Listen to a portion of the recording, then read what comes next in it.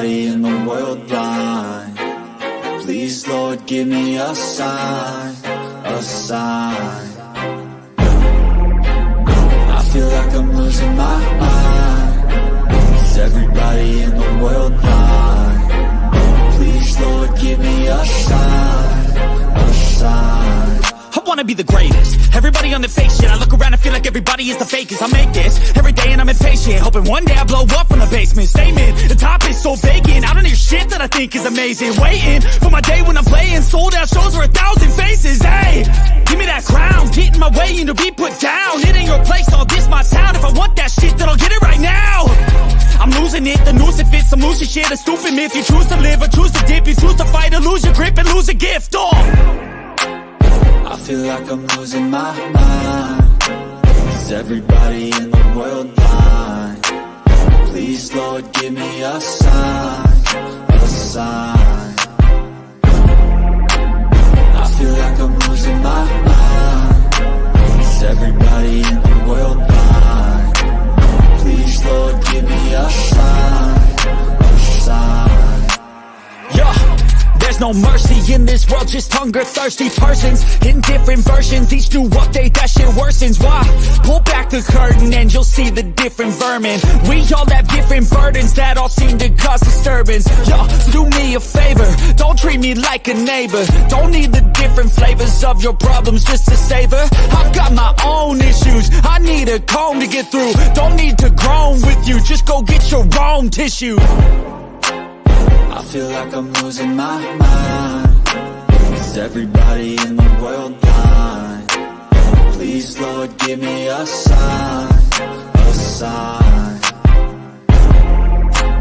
I feel like I'm losing my mind. Is everybody in the world blind? Please, Lord, give me a sign, a sign. That's it, the end of the song. Next time you'll sing along. Trust me, there's nothing wrong. I just need to carry on, cause society's a myth put there to make you sit. Listen to what they give. Don't ask questions, shut your lid. Yeah, don't ask questions, shut your lid. I need to run away from this and go get off the grid. Feel like my brain is overloaded, man, I'm losing it. Don't let them tell you what to do, man, they don't know shit.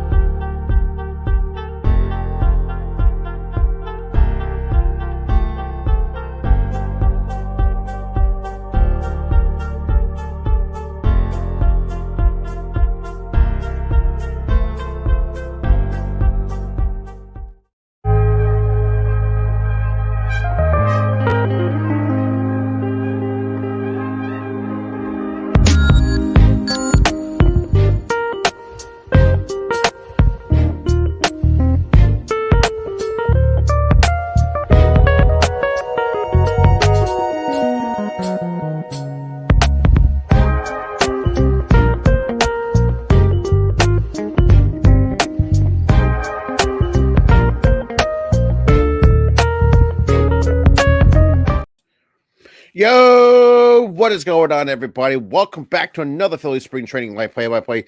This time they're still down in Fort Myers, Florida, to take on the Boston Red Sox, who, in a way, didn't really have a really good offseason, but we'll get more into that. But before we get into it, if you guys are new, make sure to hit that like button, make sure to hit that subscribe button. And with that being said, we're going to get ready for the first pitch. Right underway. So with Kyle Schwarber leading off, Alec Boehm hitting second, and Bryson Stott your top three. You got Derek Hall, Jake Cave, Cody Clemens, 4, 5, and 6. 7, 8, 9 is Rafael Marchand, Rojas, Agne, Podcool. Gonna be interesting. So far, though, Phillies looking pretty well through in the spring. And Houck with the first pitch. It is outside for ball one. 1 ball, no strikes, and we are underway. Live from Fort Myers, Florida at JetBlue Park. So 1 ball, no strikes to Schwarber. And the pitch That is a bit low, according to the home plate umpire. 2 balls, no strikes. So Tanner Houck last season, 32 games, a 3.15 ERA and 60 innings pitched. K rated 23% to a walk rate of 9%, which is above league average. And that is outside 3-0. So 3 balls, no strikes to Kyle Schwarber.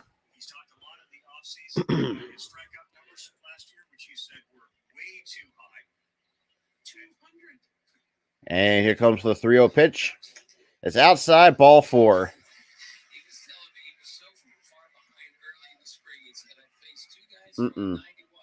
Shout out to the 4 that's coming in too.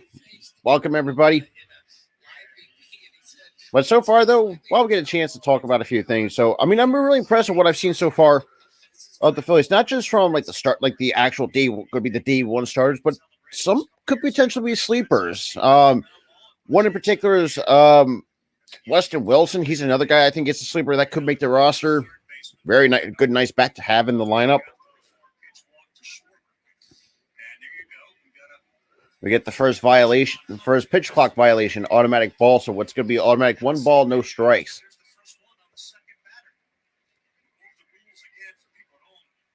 And here comes the 1-0 pitch.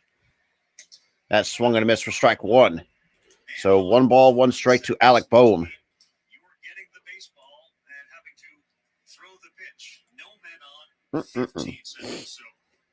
Shout out to the 6, though. Shout out to everybody coming through. And here comes the 1-1 pitch from Tanner Houck. Oh, that's right there for strike 2. So 1 ball, 2 strikes on Alec Boehm. Kind of looked like he kind of got a little frozen up right there. So Kyle Schwarber on face after drawing a leadoff walk. And the 1-2 pitch. That is fouled back. Way out of play. Still holding the count. 1 ball, 2 strikes.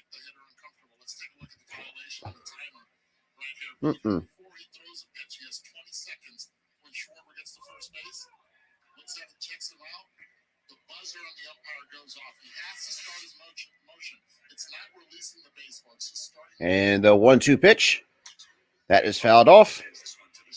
And that's going to be way out of play. Still holding 1 ball, 2 strikes on Alec Boehm.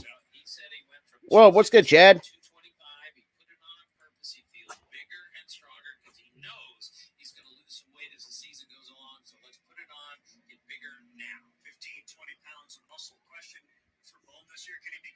Another 1-2 pitch. And that's to drive into medium deep right. And that's going to be out number 1. What's good, Jeff? What's good, Jeff? That'll be 1 away here in the top of the first. And we got the number 3 hitter, Bryson Stott, now coming up. I think another guy I hope to have another good season. Even though last season wasn't terrible, I wish to say it wasn't bad, but I think it's definitely going to be improved upon in 2023 from Bryson Stott. And we got the first pitch. That is shot foul by Stott.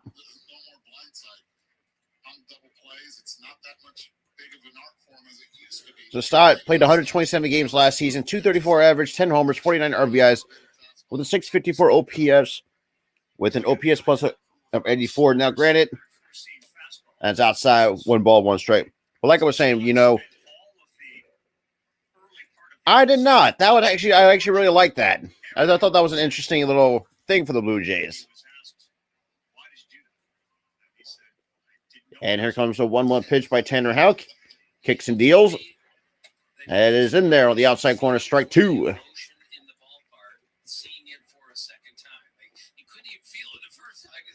It counts 1 ball, 2 strikes with 14 seconds on the pitch timer.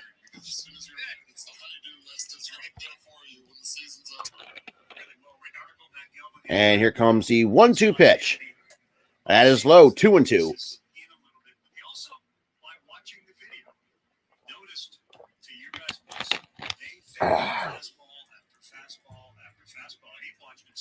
Shout out to the 7 that's in the chat, though. Or tuning in. Welcome, everybody. So the count's even, 2 balls, 2 strikes. Hal kicks and deals. That is chopped to the opposite field. Easy 6 or 5-4. No, that's a 5-4 put out a second with a fielder's choice. So that's going to be 2 outs for the Boston Red Sox.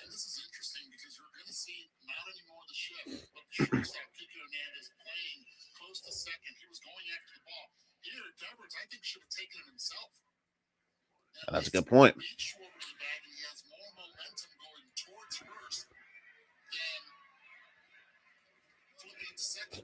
So now here comes Derek Hall, the number 4 cleanup hitter, the designated hitter, who did actually had a nice home run yesterday.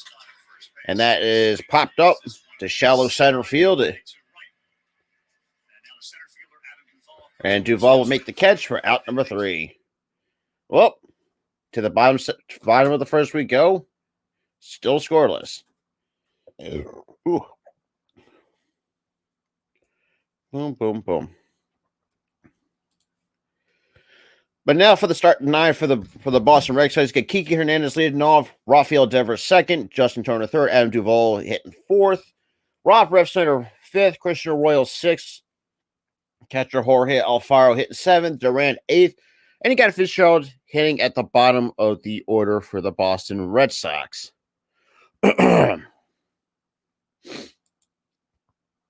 But yeah, like I said, yeah, the only there's a couple sleepers I've seen, or some people on the Phillies team that actually could be sleepers making the roster. Like I said, Winston Wilson's one of them.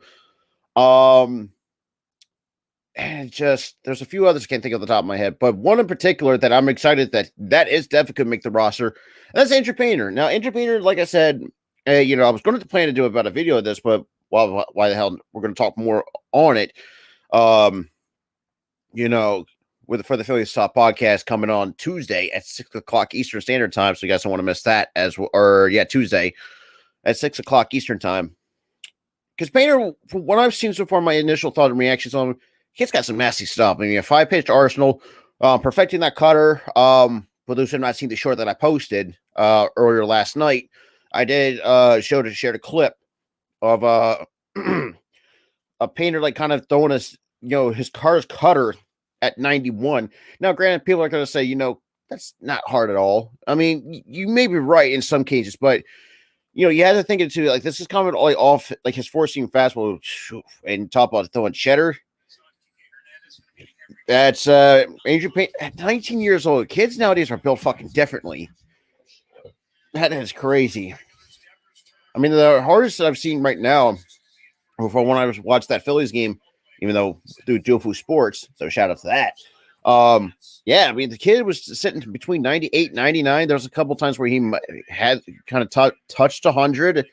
Kid's got some electric stuff, so it's going to be interesting to see what's going to happen. So now we've got Bailey Falter to take the bump for the Phils here in spring training. So a 3.86 ERA at 84 innings pitched. A K rate of 21% to 5% walk rate, which is below league average. Okay, and here comes the first pitch from Bailey Falter. He kicks and deals. That is in there for strike 1-2, Kike Hernandez. Now, granted, Rafael Marchand is behind the plate because obviously with the World Baseball Classic coming up, we're going to have some of the day one stars probably are going to be participating in the World Baseball Classic. And the 0-1 pitch that is popped up, and that'll be out number 1. So 2 pitches. We got 1 out here in the bottom of the first for the Phil's defense.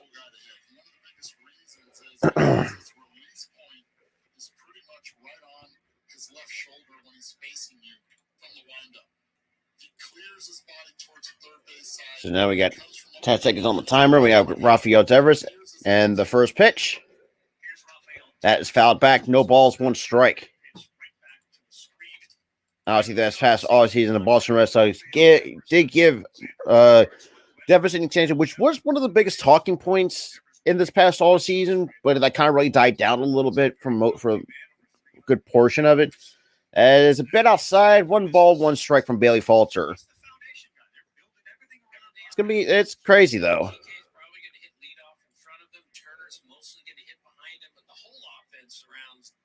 And here comes the 1-1 pitch from Bailey Falter. That is swung and a miss. Good changeup for strike 2.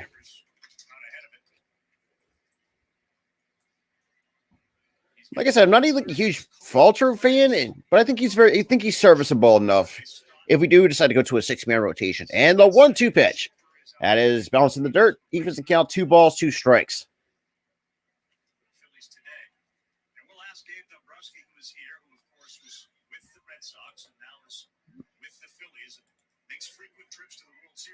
And the 2-2 pitch. And that's going to squeak into right field for a base hit. So it'll be a 1-out single for Rafael Devers and the Boston to kick off the Boston Red Sox offense. To be honest, yes and no. Gene Segura, I mean, I didn't really mind him walking. One of 2 reasons. One of the reasons why, because I think we were going to go in a different direction. And, Segura did so much for us in his 4 years with us. And to be quite frankly, I think I think Stott was going to be the next guy to take over second base, knowing that we're going to get Trey Turner regardless. That's outside ball 1. But yeah, do I miss Segura? Yeah, I do. But it's not. I'm not really upset that we let him walk. We knew where we're heading, and stuff like that. And the 1-0 pitch to Turner, that is swinging and miss, strike 1. Looks like a good curveball for strike 1 to even the count. 1 ball, 1 strike to Justin Turner. Another guy that really just took me by surprise that the Dodgers decided to walk. And here comes the 1-1 pitch. And that's going to be lined into center field for a base hit for Justin Turner. So back-to-back base hits goes the Boston Red Sox.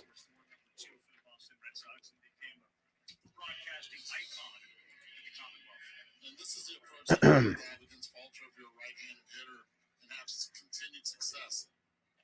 sometimes that's the issue where I do see a lot of times in Bailey Falter, because he get kind of leaks. Some of his pitches do leak over the middle of the heart of the plate, and a lot of times it's not a good sign sometimes. But now we got Adam Duvall, now the cleanup hitter with 2 men on, 1 out here. So last year with Atlanta in 86 games, had a .213 batting average, 12 homers, 36 RBIs, 679 OPS with 80 OPS plus of 87, which is below league average. That's just kind of who Adam Duvall that's it really is. But that's just how he plays. And that's swing and a miss, 1 ball, 1 strike after another catcher violation.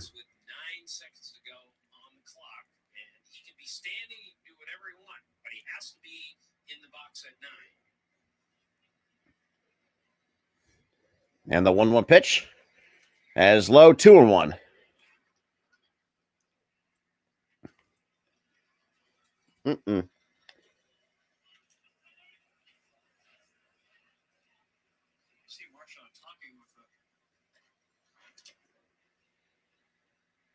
And the 2-1 pitch.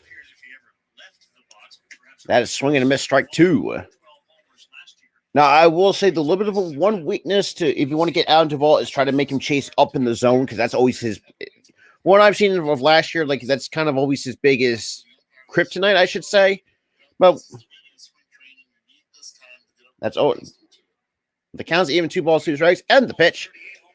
Bit inside, 3-2.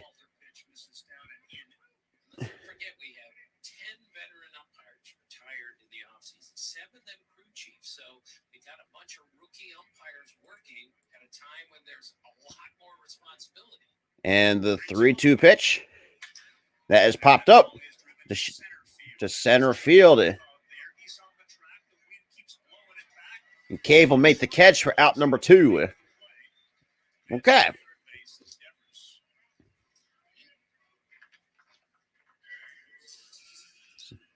I got 2 outs here in the bottom of the first.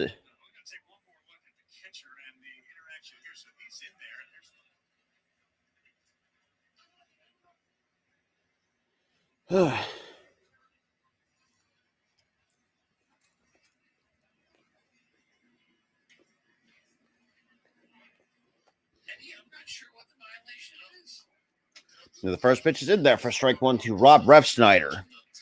So no balls, 1 strike.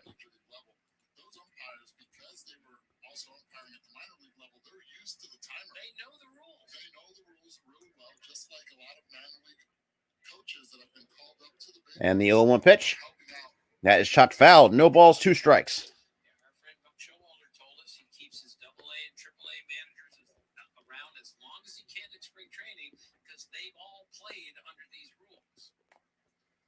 Buster's going to check into that. Wonder if there was a timeout that was called within that window if everybody's going to be locked in and ready to go. Under 9 seconds. And the 0-2 pitch. Did he go? Yes, he did. That is strikeout number 3. And that's easy 3 outs right there for the Phils to get out of that. So that's the first strikeout for Bailey Falter. Top of the second, here we go.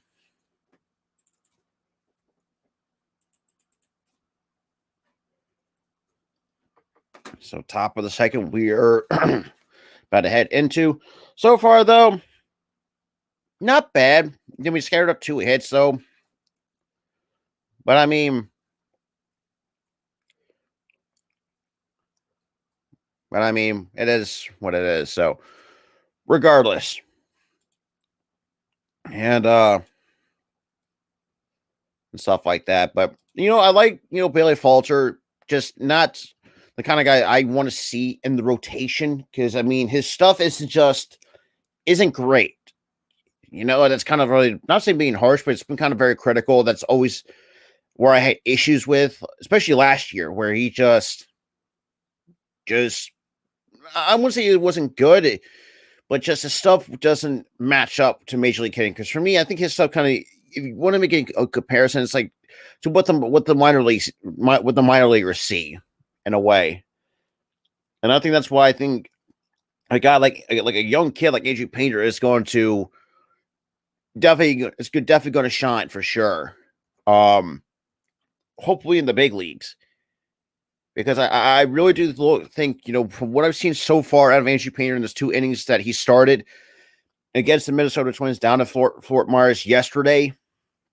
I mean, the kid, can top out. I mean, the lowest I've seen him, his velocity dips is to 96, but still, regardless, I mean, even though he has, every time, and that's not really saying a big concern, whatnot. Kind of not like a Spencer Howard, which that was something else.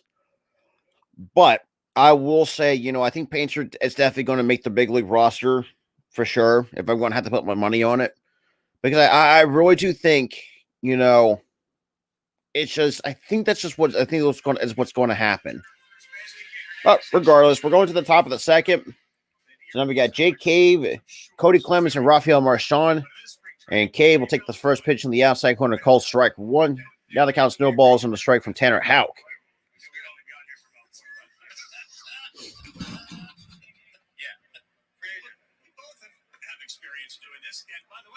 And the 0-1 pitch is about outside, 1 ball, 1 strike.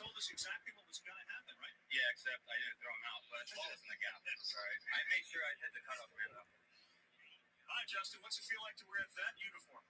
It's a little different, but it's great to be in another historic franchise. And that is there, a strike 2 on a check swing. Yeah, this thing's a little weird.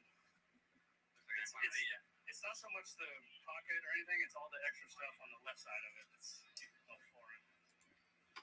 Justin, have you ever considered using your third baseman's glove? And the 1-2 pitch, that is inside, 2-2.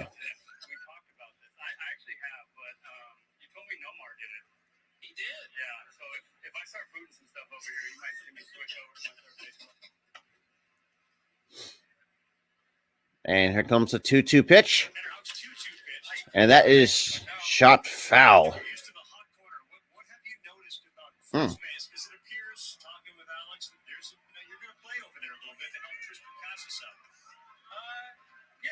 played a few games over here in my career. Back when I was in the Mets, I was the super utility guy, and my first couple years in LA.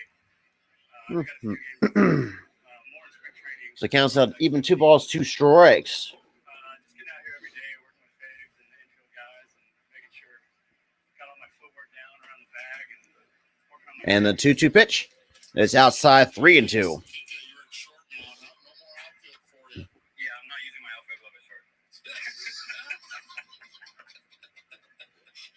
So we got a full count here. Already 21 pitches thrown by Tanner Houck. And the pitch That's outside ball 4. That is the second walk issued by Tanner Houck today, or this, I should say, this afternoon. But now here comes Cody Clemens. Now, like I said, I have actually kind of talked about this too.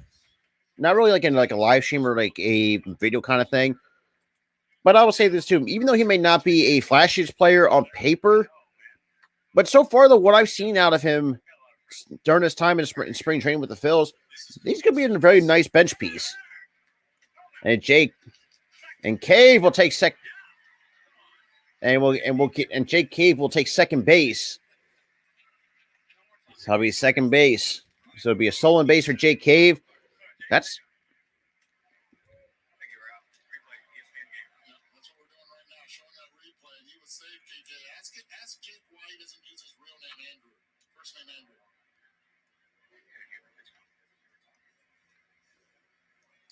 and the 0-1 pitch to Clemens. That is low. 1 ball, 1 strike.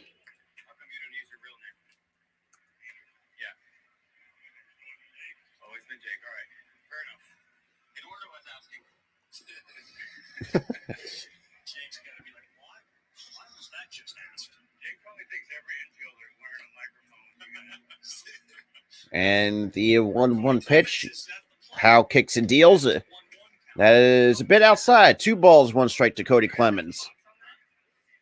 He doesn't want to right now. Jake says he doesn't want to be an Andy. Andy Fletcher behind the plate.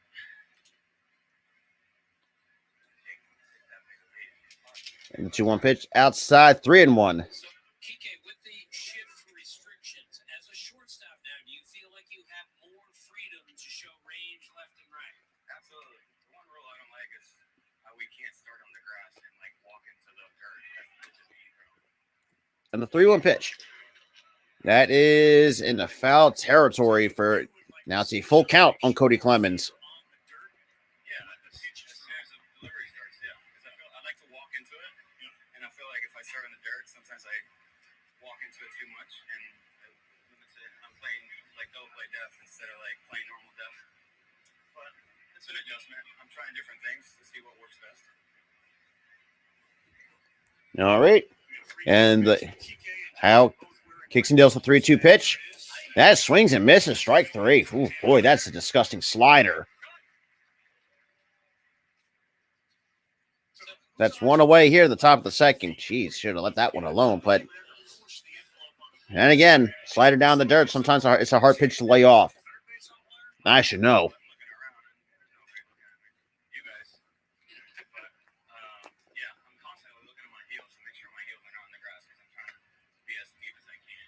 So now we got Rafael Marchand.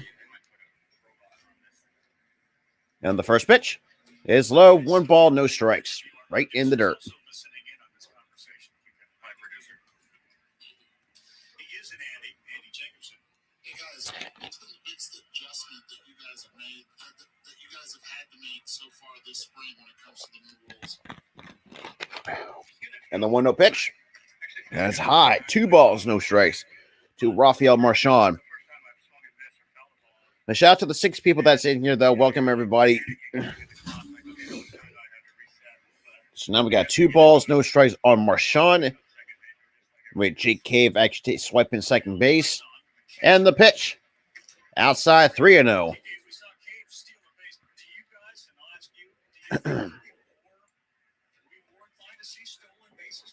So it counts now 3 balls, no strikes to Rafael Marchand, who I think is going to be a very nice back, or I won't say backup, but could be. And that is outside ball 4. That's the 3rd walk issued by Tanner Houck. And Houck's another guy for the Boston Red Sox that's kind of fighting for a rotation spot. But if that's not the case, he might just be another bullpen, another arm in the bullpen for the Boston Red Sox. Knowing that I've seen like Fangraphs actually projected Garrett Whitlock be the number 5 guy in the rotation. So remains to be seen. Sometimes projections can be right, sometimes it can be wrong. We just can never know out of that. So we got 2 men on, 1 out here in the top of the second. Now we got the number 8 hitter, the center fielder, Johan Rojas. Another kid that's been getting a little bit of talk in the Phillies camp a little bit. I've not really haven't learned much about Rojas, but I'm going to do my due diligence and kind of take a look more into him. But now we got Rojas, and the first pitch is on the outside corner, strike one, no balls in the strike to Johan Rojas. As major league ready as the Phillies have. This guy, fellas, just be ready for double play. He stole 75 bases in 80 attempts last year. And that's outside, 1 ball, 1 strike. Yeah, he stole 75. He might be slow, but get his jump. I don't know. That's a good. Well, that's the one thing I kind of knew about Rojas is that he could. That is a bit low, 2 balls in the strike, and that's a good point too. Like Rojas can fly. Is your a guy you could think you could have? Say you have say Trey Turner leading off, and I think Rojas can be a good number 2 in the lineup to have more speed at the top of the order. And the 2-1 pitch outside, 3-1. So, and this are the issues that I've seen with Houck. Even though I don't really watch a lot of Red Sox teams, issue times with Houck, sometimes he does fall a lot behind in counts. So the count's down 3 balls and a strike. And the pitch, that is outside, ball 4, and that's the 4th walk issued by Tanner Houck today. That's then again though, that's something that's got to have to be worked on throughout the spring training. So now we've got the number 9 hitter, Podcool, the first baseman, coming up right now.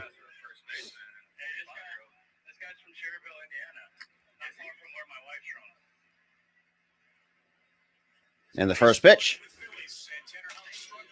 that is in there for strike 1. What's good, John Nell? What's good? So no balls and a strike to Podcool. And the pitch, that is outside, 1 ball, 1 strike.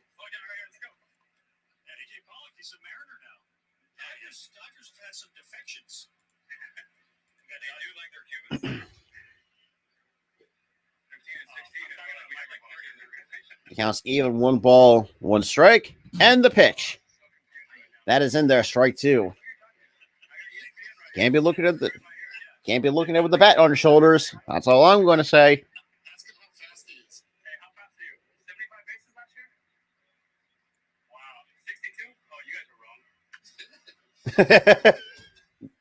And the 1-2 pitch.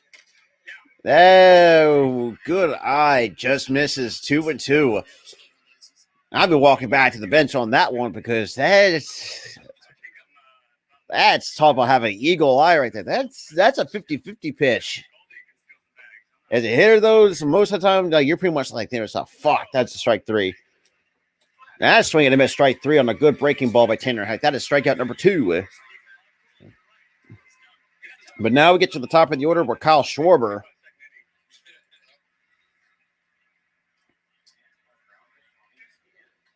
And looks like that is going to do it for Tanner Houck.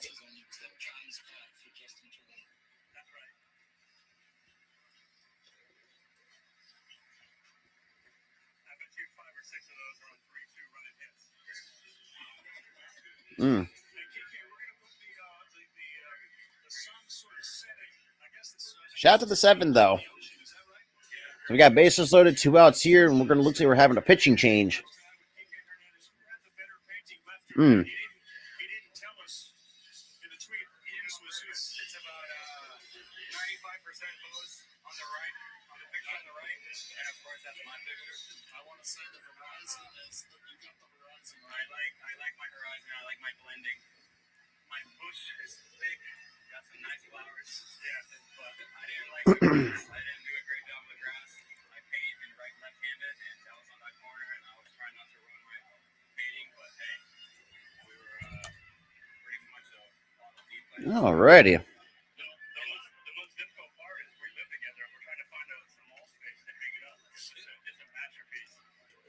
Man, so next week starts the WBC, so that's gonna be fun. That's gotta be fun.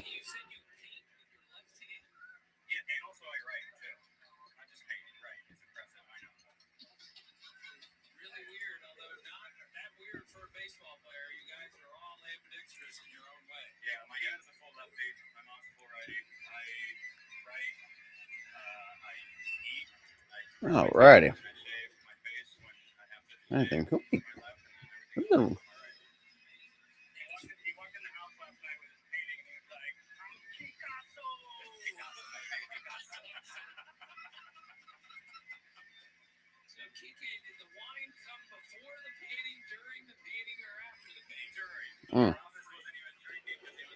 Yo, what's good, Arku? What's good?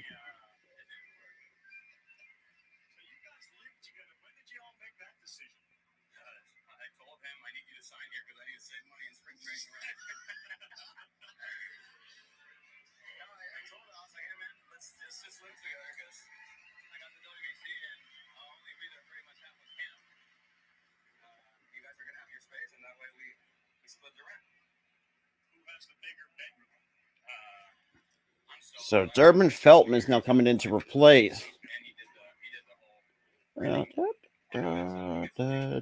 Boom. All righty. So Red Sox right now in their second pitcher of the day. Like I said, I didn't really watch that Lakers and Grizzlies game last night. I just went to bed early. That's all I did. And the first pitch to Schwarber is in there for strike one. So it counts even, or actually, okay, guess I missed there was a ball violation, so it counts even, 1 ball, 1 strike.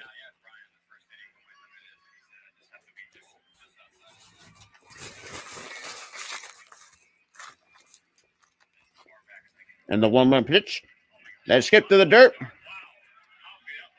So good blocking by Jorge Alfaro to keep that out in front. Yeah, true. I mean, still, it is what it. I mean, there's nothing you really can do about it.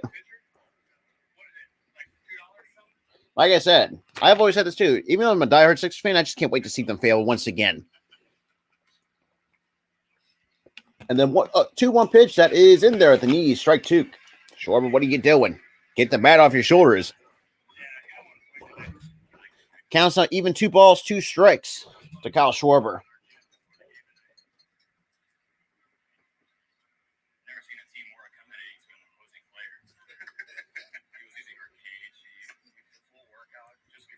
And the pitch.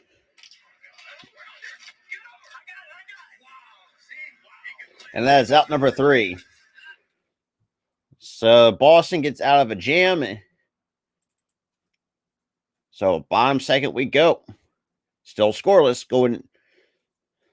Okay. Honestly, man, not a huge hockey fan. I really never have been. But Randy and Jeff are doing the end of the NHL trade deadline. But I am definitely going to do the World Baseball Classic next week. And that's going to be fun. That's going to be really entertaining as hell. It is what it is. Actually, no, think about it. So I want to see what the schedule's looking at for the WBC because I actually want to do that. Actually, now that I think about it, because I think the WBC is going to be very interesting for a lot of some of these teams, I should say. Oh boy! All righty. So with Jesus. So Saturday, March 11th. Okay, March 12th. Who do we got? Gosh. Well, there's like few games on here that I'm not doing. I'm not doing Japan and Australia. First of all, I'm not getting my ass up at 6 a.m. I'm sorry, like who watches baseball at 6 a.m.? I'm sorry, that's a load of crap to me. But regardless, I will do Team USA. Ooh, actually, now that I think about it, Team Mexico and USA at 10 o'clock. Okay. Britain. Oh, that's going to be interesting. It's going to be nice. I'm going to try to plan a lot of things out because I actually do want to do the World Baseball Classic this year.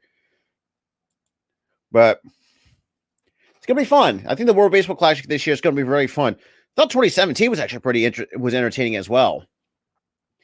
So now it's going to be interesting to see now with Yachty now managing Team Puerto Rico. I maybe might want to actually now I think about it. Let me take a look at my my schedule, my streaming schedule. What do I have for the World Baseball Classic? Or I know I'm doing the XFL as well this year. So we'll see how that turns out. The Celtics and the New Jersey Nets. That game tips at 7:30 Eastern Time. NBA Countdown will be on at 7 o'clock Eastern Time. The first pitch from Falter's a bit outside. 1 ball, no strikes The Grizz are about 5 games behind to Jaron Duran. game number 2. So we get 8, 9, and 1. Warren Perez,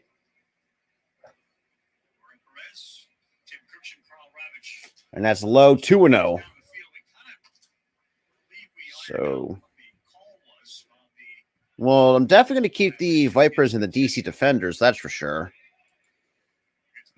And 2-0 pitch to Arroyo. And that's driven to right.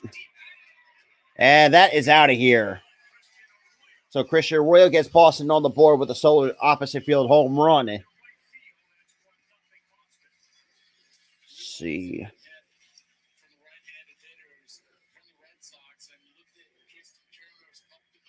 You know what? I actually could do 2 World Baseball Classic WBC games this year. Well, to start off, I should say. Great Britain, Canada, that's going to be fun. And definitely Mexico. Maybe. Then again, though, it's going to be hard to do 3 because Australia and Czech Republic are playing at 11. And that's in there for strike 1. So we'll see. We'll see how that goes. Counts down no balls on the strike to Jorge Alfaro. And the pitch. That is chopped on the ground. Foul. All right, Buster, so what'd you learn? Yeah, so after the first inning, I went out and asked the highly respected Andy Fletcher, what that call was about, and he said, look, I'm going to acknowledge to you, I'm learning as well. So he came back later and explained what happened. The catcher tried to call timeout, and you saw Andy charge him with a ball in that situation. Andy said he made a mistake. What did he explain what he thought? Yes, what he said is that he So apparently, charged a ball for calling that timeout in under 9 seconds. apparently we got a strikeout via the violation. Disengagement. In other words, it would have been the equivalent of the pitcher stepping off. Defense, basically. Okay, so we got 1 away here. Said again, look, we're learning as we go. Him acknowledging, moving forward, he's going to make an adjustment. And the first pitch to Duran is in there for strike 1. Call time under 9 seconds, or would he not? Well, he can, but then the team would be charged with a disengagement. I understand. So there is a consequence to calling time under. Exactly. Okay. So all the And that is four-day retreat in there for strike 2. So no balls, 2 strikes. all of these rules, and I'm told those meetings got contentious because there were so many different things put in place. Some of the veterans So to Jaron Duran. arguing this through and trying to figure out the best way. Umpires are learning how to do this also. Falter lefty on left to Jaron Duran. And here comes the 0-2 pitch. It's a bit high. 1 ball, 2 strikes. They did have the meetings there. Also, the rookie development program was going on, a joint venture between the Players Association and Major League Baseball, and the umpires were a part of that as well, explaining to the rookies how to be able to treat a major league umpire and how to That is low 2-2. during the game. And you see there, the rules, the bottom one is what was applicable here. Disengagements. This was to try to eliminate the constant throwovers to first base, the pitcher stepping off and starting over. And the 2-2 pitch. You get two It is a bit low, according to the home plate umpire. 3-2. Now the disengagement rule, yeah, trust me. I'm getting really frustrating to see, a lot of pitchers throw over. It's like, can we just get the game on, keep the game going? the bench is calling all of that in. And the 3-2 pitch. That is low, ball 4. Ahead 0-2, he walks Duran, and this is a lefty on the mound, arguably one of the fastest members of the Red Sox. But there are times, though, that if you don't feel comfortable on the mound, you'll see pitchers step off. That now, So now we got the number 9 hitter, Fitzgerald, now coming up. interesting thing, not with the rookies as much as with the veteran pitchers. So far, both lefties that have faced Scott, both of them have been able to get on base. One by And looks like that's going to do it for Bailey Falter. the walk right here by Duran. Bailey Falter again, who along with Painter, battling for that 5 spot, taken out of the game, 30 pitches. Bullpen active will continue. At JetBlue Park, Southwest Florida, Red Sox and Phillies. Back in a minute and a half. You're on the clock. So let's see. I'm not a doctor. I'm not even in the doctor. And of course, we're going to commercial break, and I got to see who the new pitcher coming in. I've been very intrigued of what I've seen so far through up to this point in the spring training. Like I said, Andrew Painter, I'm excited for this kid. I really am. For a kid that's not even 20, doesn't turn 20 until April 10th.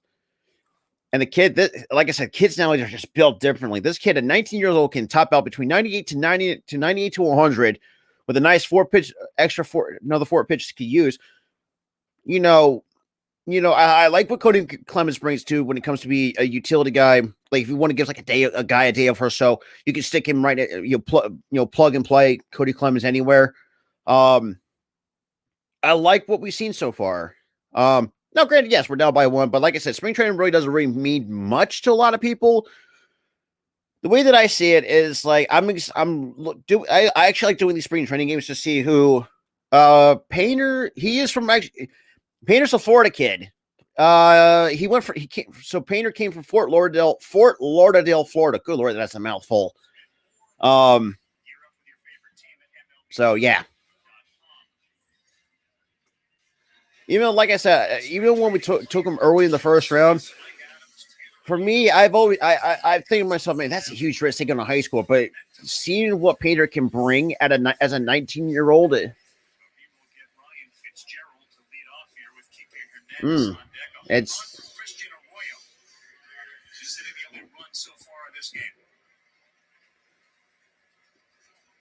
it's going to be interesting. So Painter is a Florida kid. So our also have Kyle Schwarber and Bryson Stott do what we just had Kike Hernandez and Justin Turner do. Strikeout pitcher in the minor leagues. Last year, 4 innings pitched, struck out 54 in his career. He's thrown. So now we got Armenta coming in to relieve Bailey Falter after walking Jaron Duran. And the first pitch is in there for strike one. That is true. And like I said, we'll talk. Me and Tyler are going to talk more of it on our Phillies Talk podcast. But it's most likely he might take that fifth spot away from Bailey Falter. Is from what I've been hearing a lot. And the 0-1 pitch, that is swing and miss, strike two. You guys talked, especially about righties hitting Falter. Last year they hammered him, and that's the reason that the numbers against his sinker looked worse. So yeah, that's an issue with Falter. It's going back to what I said earlier. That's the always issue I had with Falter. And he has said, it doesn't really matter to him if he's a starter or a reliever. And he's one of our highest, him and McAble too. This is another kid I'm excited to see. That's outside, 1 ball, 2 strikes. That maybe our farm system may not be as great as it once was, but we got some guys that are kind of the diamonds in the rough type of players. Now I would say, kid like Andrew Painter, that's a whole different thing in its entirety. Now the 1-2 pitch, that is fouled off, still holding 1 ball, 2 strikes. And you got Dave Dombrowski now in the crowd to watch the Phillies on, especially after all the moves that he's made. Dave goes to all the games. He makes all the trips. Never seen a GM do it quite like he does it. And it works for him. And the 1-2 pitch. Oh, nice pickoff for out number 2. Okay. Well, that's one way to get out number 2. And that's the one thing, too, for me. It's not someone who doesn't steal bases. Like, yeah, I mean, they try to go on through. Actually was able to pick up a big lead, huge lead. And that was just a good play in general. And it's absolutely true, especially with the pitch timers and stuff like that, which actually I'm kind of getting used to. And the 1-2 pitch that has popped up to shallow right. And Rojas will make the catch for out number 3. So top of the third. So despite that solo homer, ain't really much to go off of. So top of the third we go after commercial break.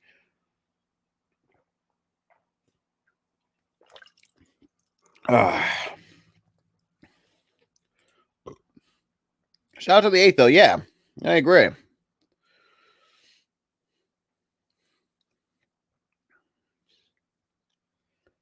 All right, United States. All right, so look at the WBC this year. I'm excited. To be quite honest, though, I mean, I'm excited of what we can get. Actually, now that I think about it, I need to look at the rosters. Because I'm actually going to, like I said, I'm going to be doing calling some WBC games this year, just to add to it. Because I just need to look at the Great Britain roster or the national team to see. Drew's. That's kind of it's interesting that Great Britain has a baseball team, even though that's kind of very unlikely, I would say. But let's see. Cartwright, anybody? No, the coach you said doesn't really. Keep Morris. Okay, Drews. Oh my God, Vance Worley's. Oh my jeez, I have not heard. Jesus Christ, like Vance Worley of all players. Well, we just had we made some different improvements. Improved the bullpen, getting Soto, Kimbrel, and some of these other guys. Not to mention getting Trey Turner and stuff like that to play short and stuff like that. Yeah, we just did a lot of things to get better. The one thing that killed us was pitching depth, and knowing that, that was our first priority. I mean, also getting have upgraded shortstop too, which, like I said, that allowed Stott, who looks like he's a lot more comfortable at second base.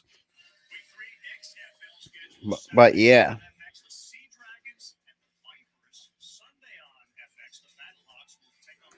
So week 3 Saturday for the XFL.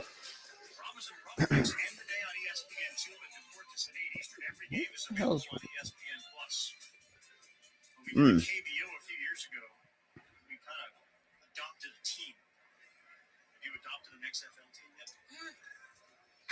the first pitch to Bohm. It's to medium deep right. Now be 1 pitch, 1 out. Yeah, to start off inning number 3. Turner's not playing today. I think they're just giving him a day off because we're giving some guys to play some days and give them some off days too in between. But we still have most of our D1 starters. Schwarber, Bohm, Stott, Hall. Potentially, Cave's going to be another guy that's going to be making the roster. And the first pitch to Stott is low. 1 ball, no strikes.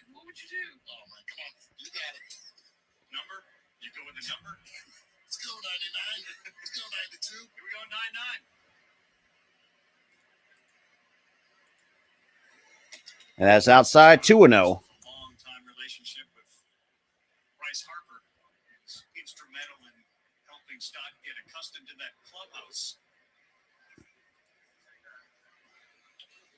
Stott and Gene Segura, the second baseman last year, were really. And the 2-0 pitch is in there. 2 balls, 1 strike to Bryson Stott. Who is their everyday shortstop? Pick up that one. And there's a lot of big pickups, a lot of massive contracts. I think you could make the case. And the 2-1 pitch swings and misses. That should have been ball 3, but counts even out. 2 balls, 2 strikes. I agree 100%. I mean, when it comes to the speed, then with the rule changes, make the bats bigger. Believe it or not, those 4.5 inches are going to play huge in Trey Turner's game. That's chopped on. Slow roller and easy underhand to Turner. Out number 2. Let's get to some off-season headlines because there were a lot of big splashes and some didn't go anywhere. But DeGrom is a Ranger. Verlander, of course, comes over. So we saw some other guys going to different teams. Jacob DeGrom to Texas. And obviously Turner to come to us. Bogarts to the Padres. Swanson to Chicago. And Correa back with the Twins. And the first pitch to Derek Hall is in there for strike 1. So no balls and 1 strike to Derek Hall, who is 0 for 1 in this afternoon. And the 0-1 pitch is skipped in the dirt. 1 ball, 1 strike. and it's going to be even better this year. I think a big concern early on is Yordan Alvarez's hand. Hasn't swung a bat yet. Hasn't swung yet. And you need him because there are 3 lefties, potential lefties in that lineup. And Hall to center, easy line out for out number 3. So Phillies go down 1, 2, 3 in the top of the third. To the bottom of the third we go. Still, it's a 1-0 ball game. Where the this is gonna be BC. I want to try to really make this get a thumbnail made for the World Baseball Classic.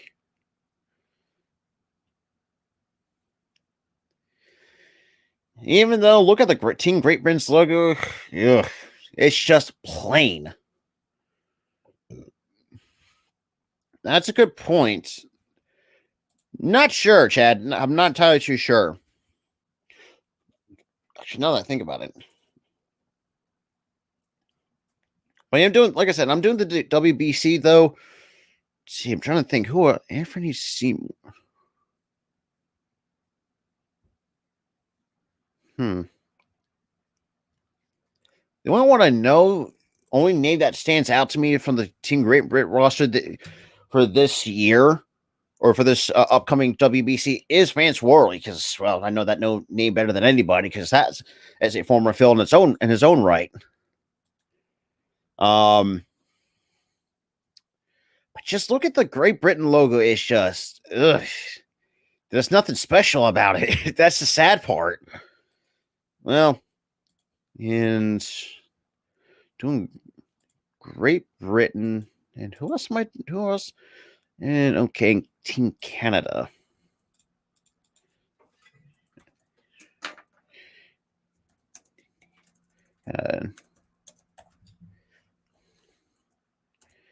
Canada. WBC.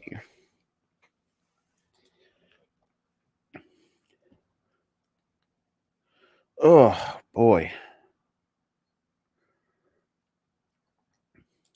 The World Baseball Classic.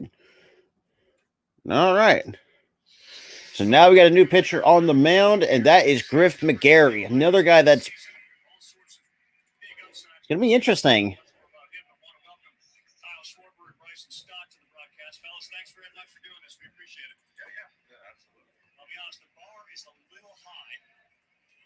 The first pitch is low, 1 ball and no strikes.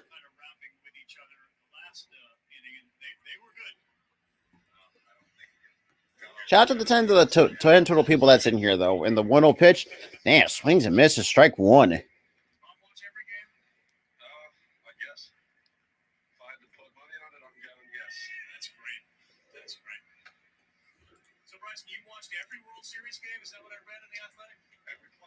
And that is inside, 2-1. So, definitely need to get advanced or war. Seems at least makes more sense that way. It counts 2 balls and a strike, and the pitch from McGarry that is fouled off, and that's going to be out of play. Evens the count, 2 balls, 2 strikes.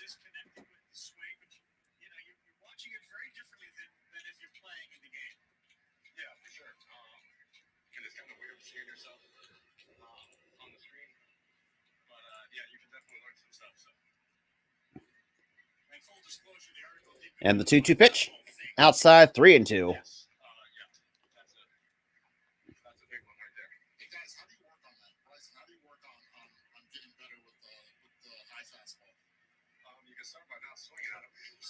The 3-2 pitch just misses for ball 4.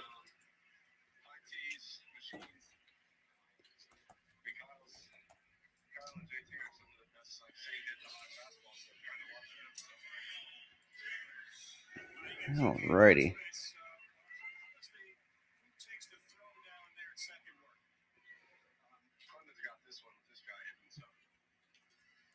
And now here comes Rafael Devers to face Griff McGarry. And the first pitch, that is low, 1 ball, no strikes.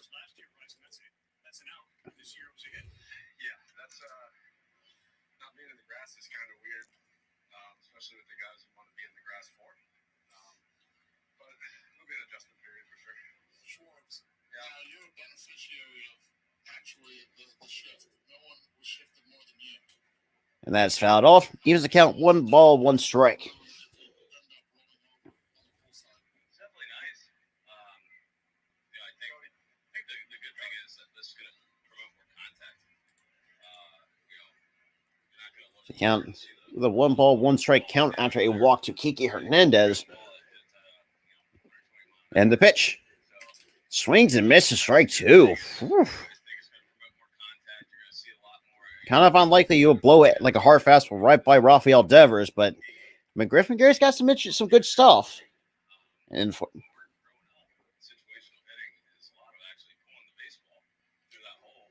that is swinging and miss, strike 3. Whew. That is out number 2, or actually out number 1.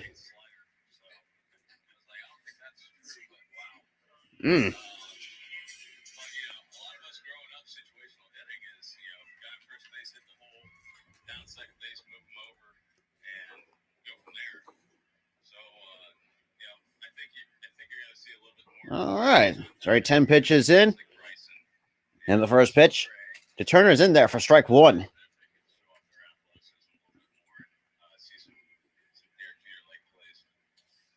tell us about that first live BP this year against Aaron Nola when he was throwing like 110. Oh, it felt like 110. Jeez. I mean, that guy's nasty. And your 0-1 pitch, a bit outside, 1 ball, 1 strike. Cornet. Joseph King, no.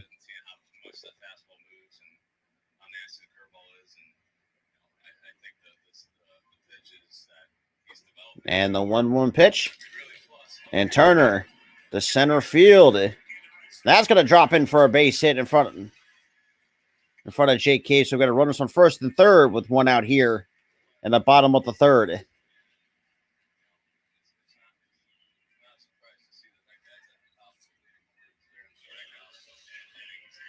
But now here comes Adam Duvall coming up with runners on the corners. Your experience with Painter, what you saw, I know you took him deep, but really what you saw, and then we'll get into the ping pong that you two play. Painter, man, I think he's got a chance to be really good. If I was 19 years old in a camp right now, that swings and misses, strike 1.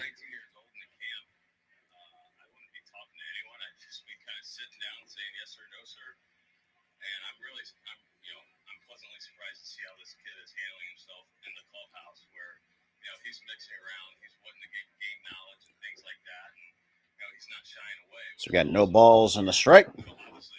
And the 0-1 pitch. That is on the outside corner. Just misses. 1 ball, 1 strike. Okay.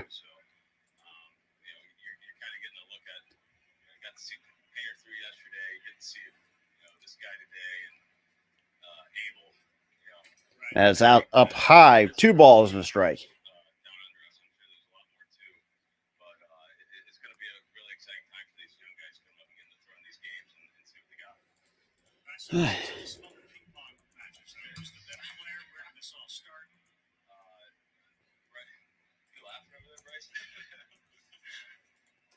That is inside, 3-1. He's definitely better. This guy sandbagged me this year. This kid's usually a defensive player, and I'm more the offensive type guy. And then all of a sudden, this year we're playing, and this guy's whipping out. I'm going to smash one at him, and then he smashed one back. And it's outside, ball 4, and that's the bases loaded.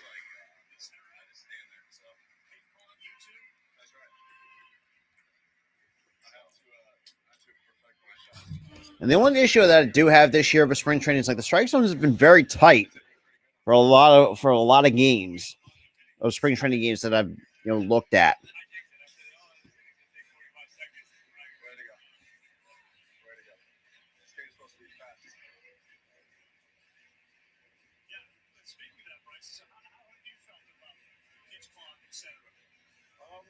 I mean, it definitely does feel a little rushed at times, especially if you swing at a ball in the dirt like I just did. But I mean, you get used to it. I had it in the fall AAA last year, and it was there. So, and you definitely get used to it. But I mean, that's Okay. kind of good double winners the last couple of years. So the veterans that have their routines and stuff, I think. Easy, Pablo Sanchez, because Peter Wheeler will not hold a candle to Pablo Sanchez. So counts out 1 ball, no strikes. To Rob Refsnyder, the number 5 hitter, is also 0 for 1 as well this afternoon. And the pitch is on the outside corner, strike 1. Evens the count, 1 ball, 1 strike.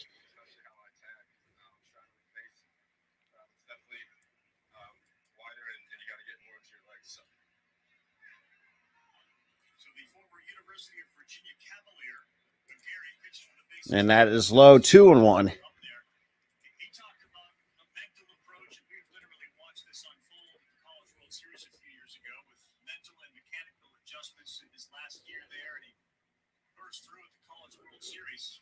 He got into maybe his glove running a little bit high. Schwarber, you tell us what you think the breakdown is between the... And the 0-2-1 pitch, that is fouled by Evans Scout, 2 balls, 2 strikes.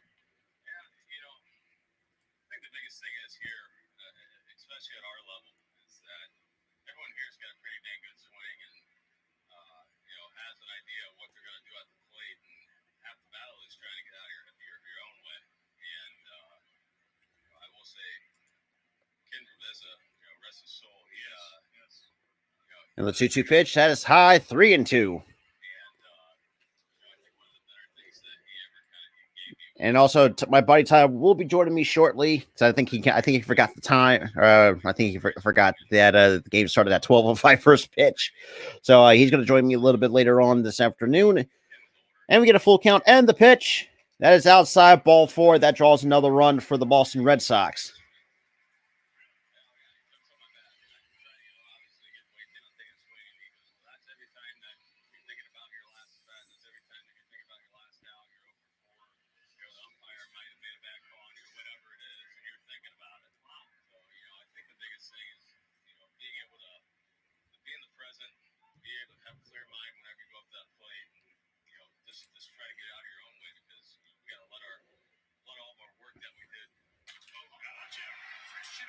And Arroyo to deep left, and that is gone.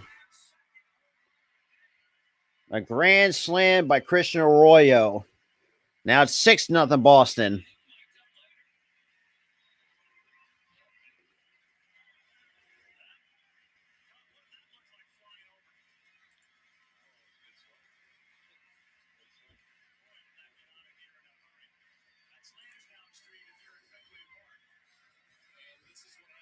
Just a hanging, breaking ball.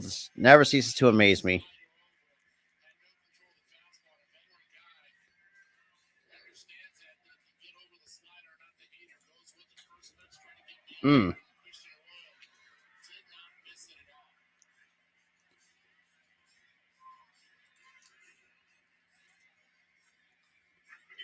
Oh, man, I thought that was going to...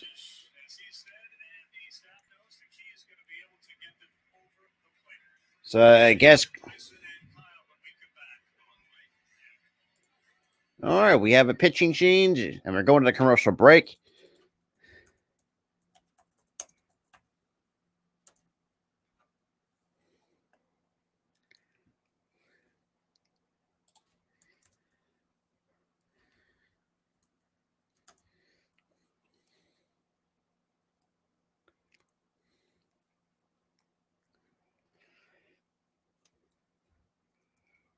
All righty.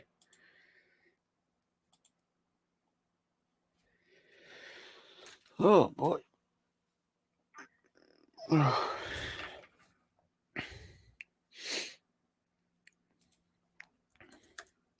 me see. Who do we...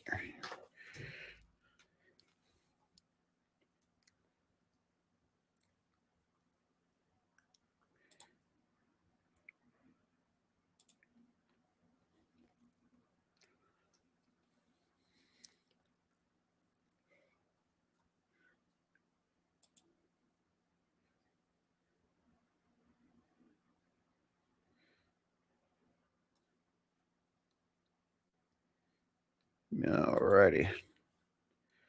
Yeah, but like I said, it's spring training. I'm not too worried. Look, win or lose, look, like I said, it's spring training. It is what it is. What really does matter is the regular season. That's all the way I see it. But like I said, I think Griffin Gary's another guy I don't think is ready to the big. Is getting coming to the big leagues at all.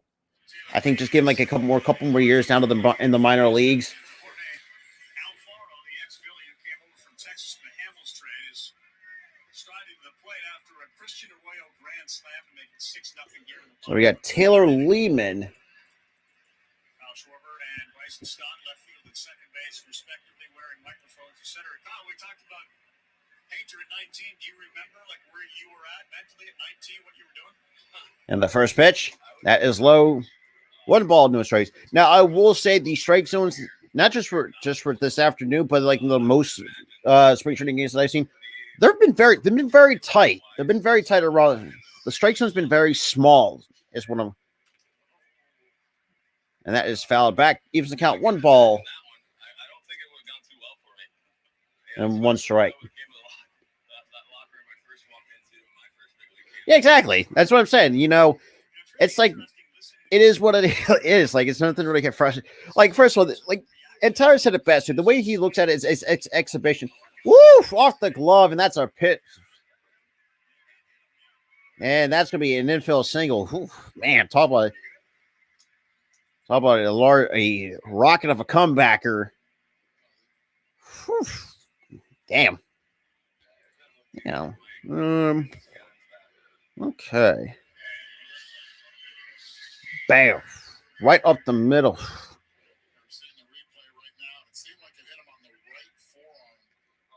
Mm.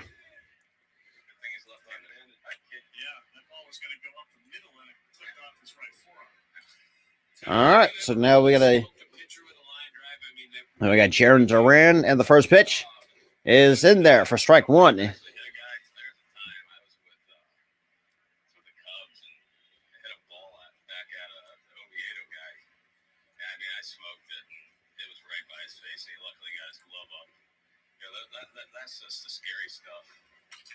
And that is fouled back. No balls, 2 strikes. It's just something unfortunate, but it is what it is. But we're just hoping no one gets hurt out here, especially spring training and things like that.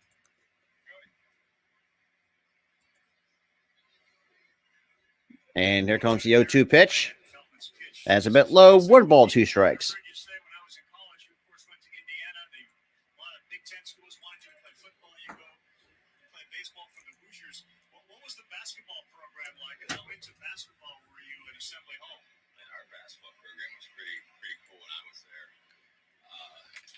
And that is fouled off.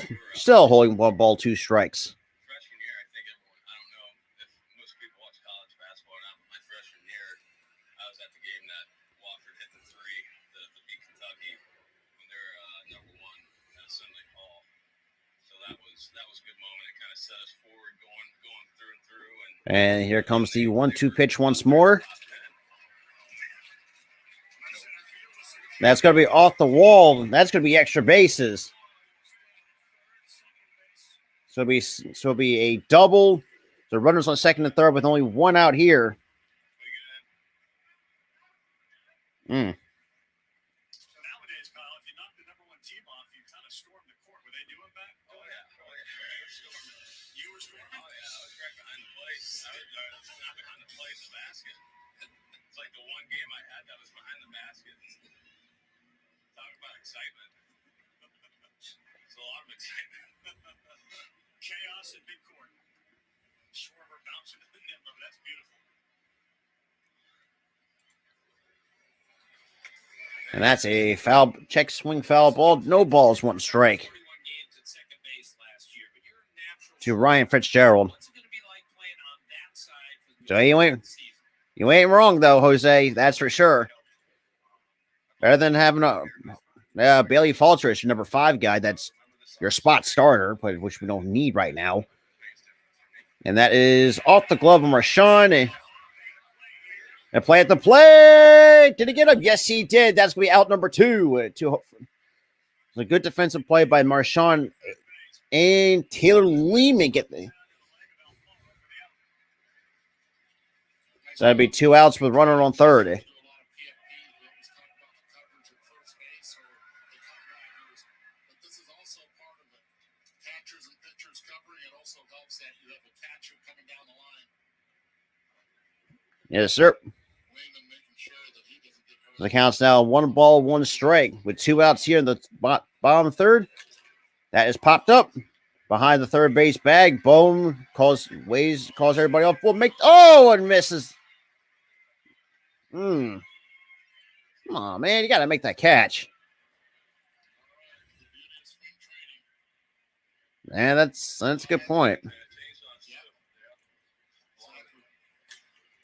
your angle, Schwartz, it looked like it was going to stay in pretty easily, and then it just started taking off, right? Yeah. Well, the wind was kind of blowing out the right center, and that's part of the game here. The count's now 1 ball, 2 strikes. Should have been out number 3, but well, you rather live to see another pitch. And the pitch. And that's going to drop down for a base hit. That's going to be rolling towards that little corner. And that's going to be extra bases for Ryan Fitzgerald. That'd be an RBI double for Fitzgerald. Taylor Wayman, who stands 6'8", 27 years old on the mound. 2014, pick of the Miami Marlins. Been interesting for him. Takes one off the right forearm, has to cover the plate on an Alfaro tag. Oh, boy. Nice job by Duran staying in on that slider and being able to poke it the other way in the second life. So Kyle, And we got Kiki Hernandez will take a first pitch for strike 1. No balls and a strike to Hernandez. twice in this inning. So does that mean for It would be great, too, for sure. Absolutely. guys have batted around, or is it only 9 guys have to hit to bat around? No, it's batted around. I think that guy's got to come back up for it to be batted around. Thank you. Yeah, I don't think it's. I think you got to get that guy back up there. you have no idea how many sleepless nights Tim has had. Prove that one. So like that, what was that oof reaction? What were you thinking there, Bryce? And it still holds 1 ball, 2 strikes. If he hits it, it's going to be a hard one.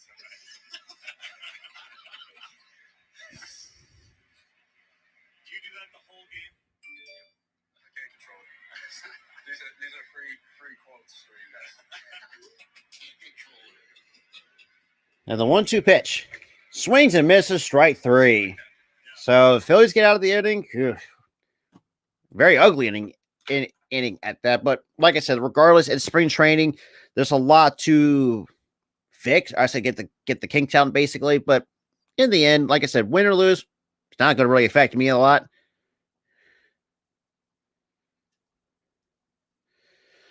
But yeah, so we're going to the top of the 4th.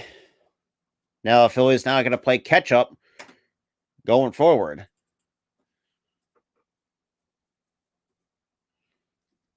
Alrighty.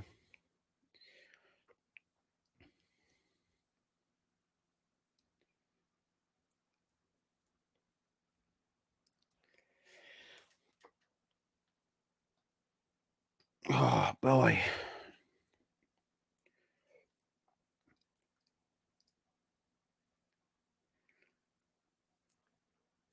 Alrighty. I mean, he deserves it. I mean, that kind of year he's had. I think Noah deserves to stay. Like I said, I'll talk more on that Tuesday actually, because we have a lot of stuff to cover going into 2023 with the Phils and some news and stuff like that, and all the stuff. But yeah, so it's gonna be interesting. It's gonna be a really good season for sure.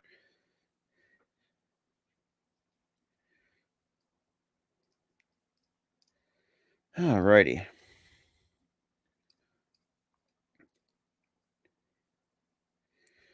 All right.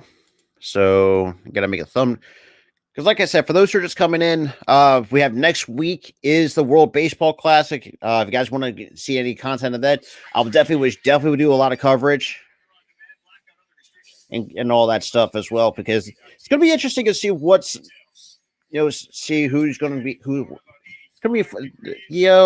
is going to be interesting. I mean, I've watched some of it, bits and pieces, but I think overall, it looks like we have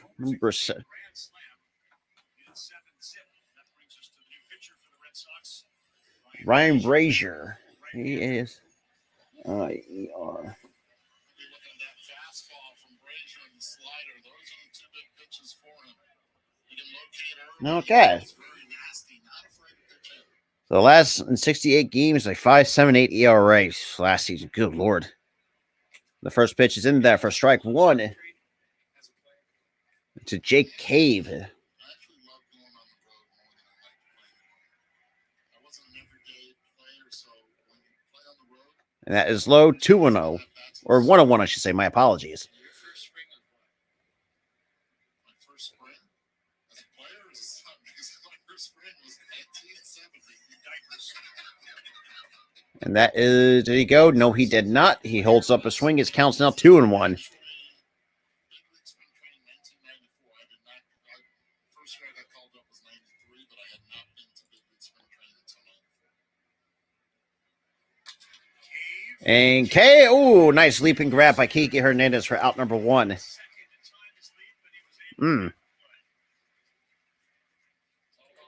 Nice. What's good, Flame? Star Wars, look, like I said, win or lose, it's spring training regardless. It's not like we're going to, we don't treat this as regular season. Like I said, I see spring training, the way that it's kind of set up is to evaluate of what you have.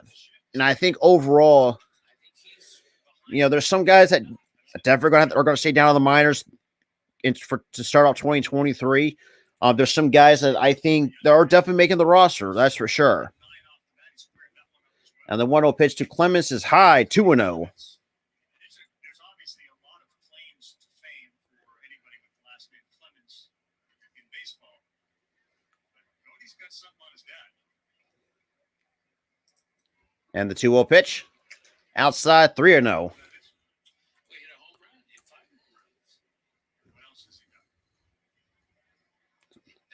Counts a 3-0 count on Cody Clemens.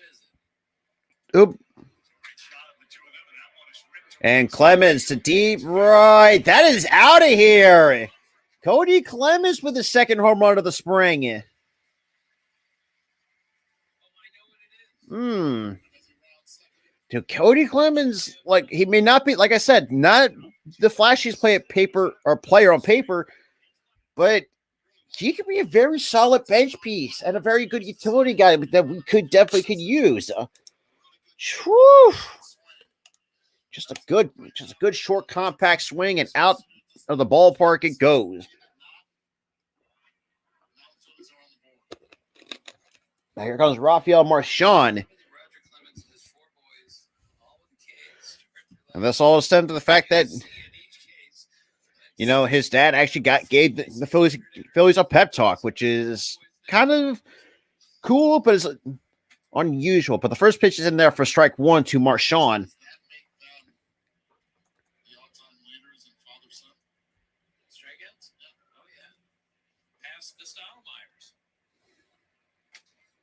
That is in there for strike two.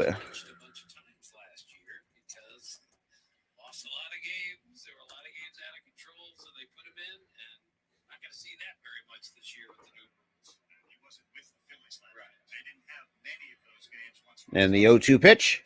That is swung into, and that's fouled off. Oh, that's a caught, actually, for out number two.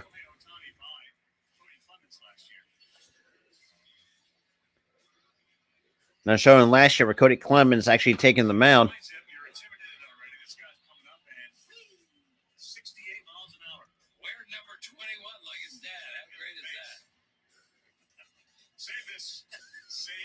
And obviously Shohei couldn't help not to crack a smile. Yeah, I did see Reese will be back tomorrow as well, for sure.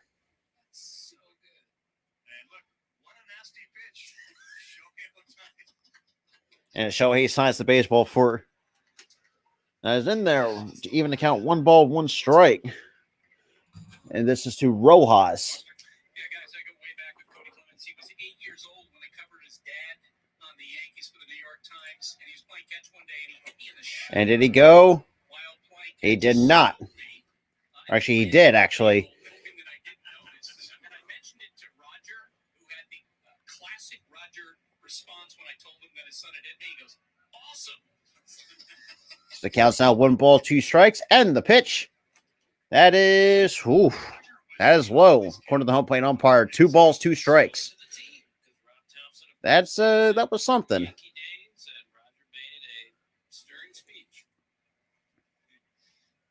said, because he was asked about it, he says, "Well, it's not like your dad coming to, your And that's outside 2-2 or 3-2. My apologies. and it's my dad." And he also acknowledged, like, this is my dad. Yo, what's good, Brandon? What's good, my dude? And the 3-2 pitch, that is low, ball 4. So Miguel Rojas draws a 2-out walk. So I need USA and Mexico for the next WBC.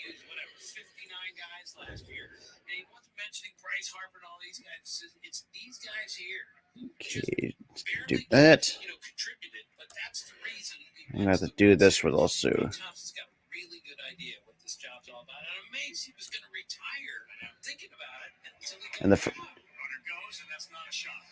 And Rojas swipes second base. So that's going to be the second stolen base for the Phillies today. First by Rojas this afternoon. Oh, man, what a jump. Man, Rojas got a really good jump on. I'm going to try something different. And the 1-0 pitch, that is chopped foul. And this is the number 9 hitter, Podcool.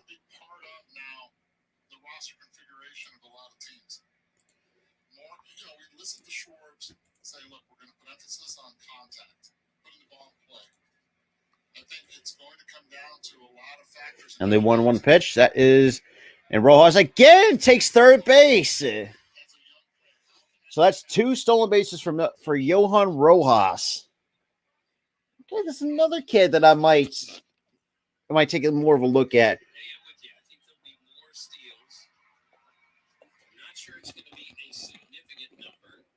I don't think Devers was ready for the throw from by Alfaro because he was playing way off the third base bag. So the count is now 2 balls and a strike.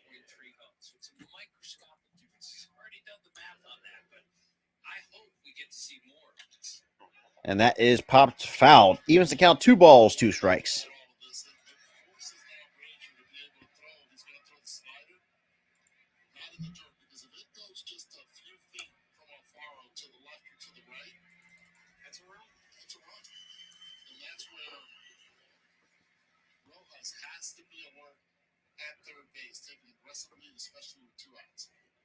The count's now 2 balls and 2 strikes. And the pitch, that is high, 3-2.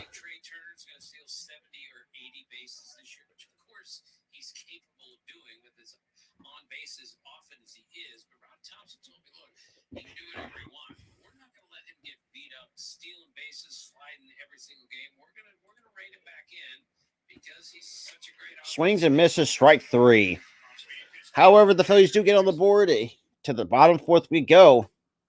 Phillies should have had added more, but to the bottom 4th we go. It's a 7-1 ball game. All right. Boom, boom.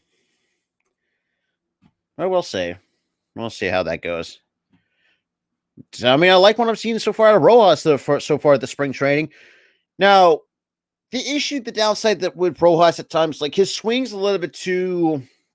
He's got more of an uppercut, uppercut type of swing. I think one spring training game that I did, they actually did talk about because the coaches under the minor leagues are trying to help flatten out that swing. Because I know what, I would say, I don't know.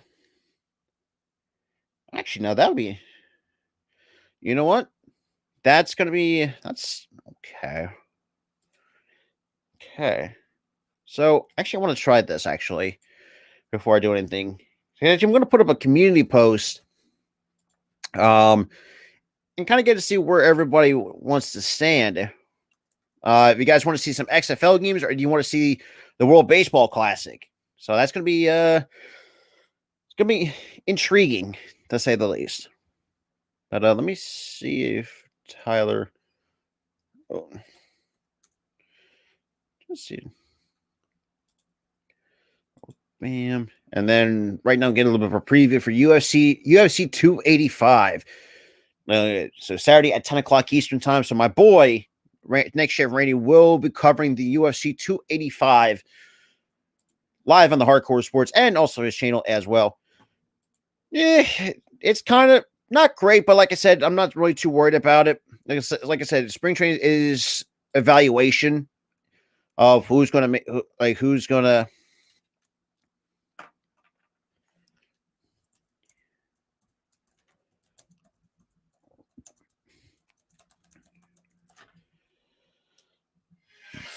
All right. All the excitement 2023 World Baseball Classic starts March 8th. Get your tickets today at World Baseball Classic. And Alvarado, whew, first pitch in there. So Alvarado gets his first appearance of the spring. And it is one of the great events. World Baseball Classic, the passion of the countries, the players, the pride.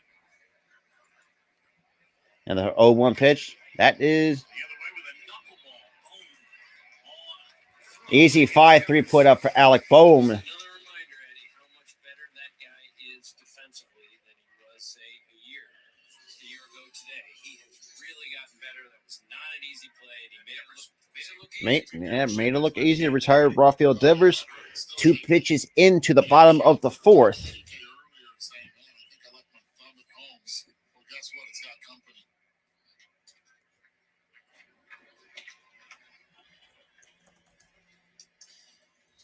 So Alvarado The count's down, no balls and a strike. 81 strikeouts. He was a force down the stretch for that bullpen. To Justin Turner, the 0-1 pitch. Misses a bit inside. 1 ball, 1 strike. That's a pretty stacked group right now. This team dealt with a lot of injuries last year. The bullpen, That is in there for strike 2. masterful work by Thompson to navigate some of those waters, but boy, did they become the strength. And this guy, I mean, the game was over when Alvarado came in. He became this powerful and dominant lefty as we had. And the 1-2 pitch.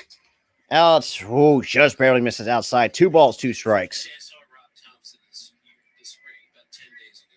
We went looking for him. He's standing out on the backfield all by himself in right field during batting practice. Got his fungo with him.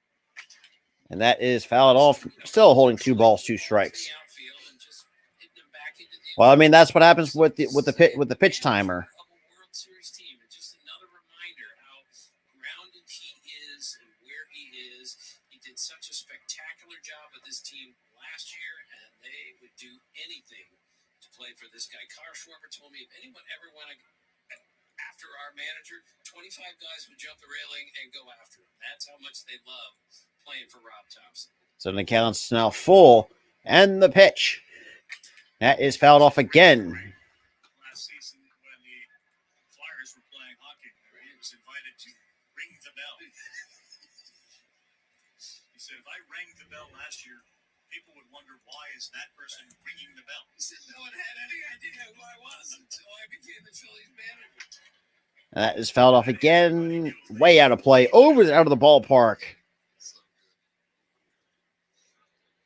So the count's now full. Because of his experience in baseball, he wasn't the manager for forever. That being out in the backfield with a fungal bat is something. And the 3-2 pitch again. That is foul. And he told me he'd just gotten a little bit stale as a bench coach, and he thought, I'm not doing my team as much good as I should, and considered, leaving the game, but maybe doing a consulting work, scouting a little here and there, and instead they named him the manager, and his whole life has changed, and so did the Phillies' fortunes last year. So the count still holds full. And the pitch.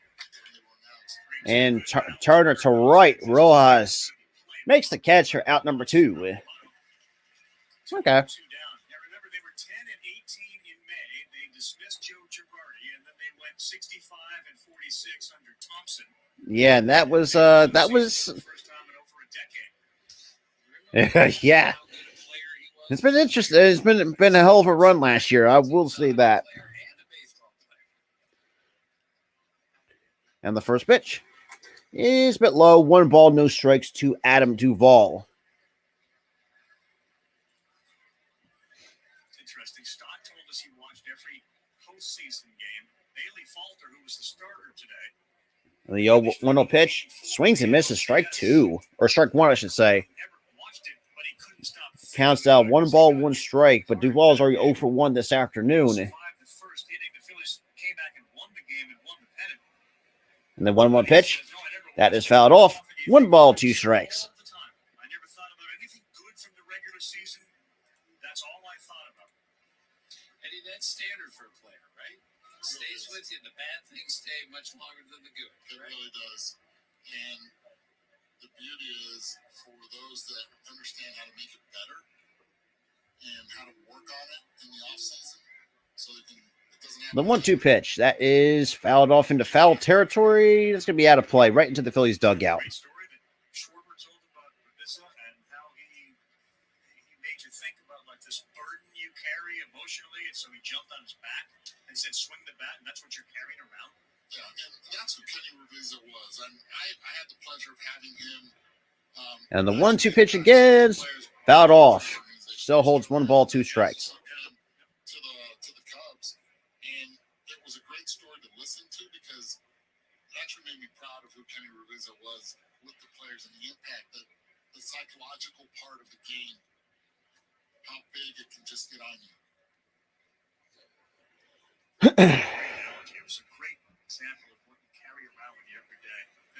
And the 1-2 pitch, bit low, 2-2. This freeing ability of your mind and not think like I have to throw a strike. It's I will throw a strike.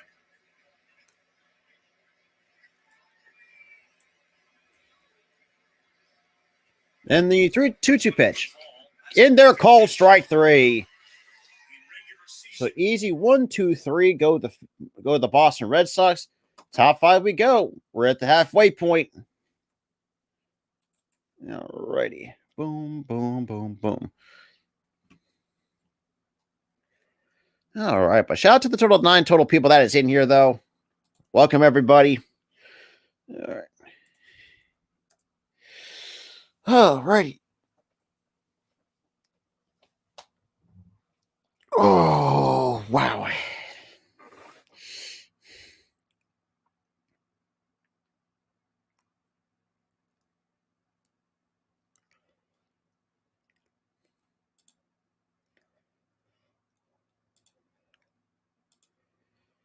All righty.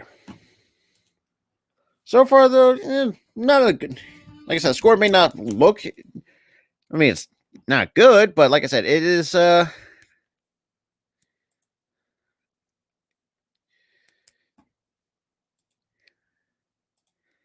Yeah, so pretty good game so far, despite that one terrible inning, I would just say, after the Boston Red Sox put up 6. So far, but regardless, I mean, I ain't gonna complain about it. But it is what it is. Nothing you can really do about it.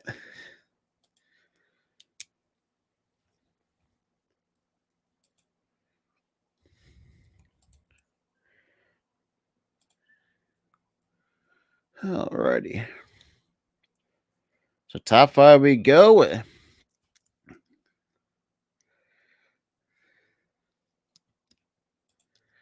Alrighty.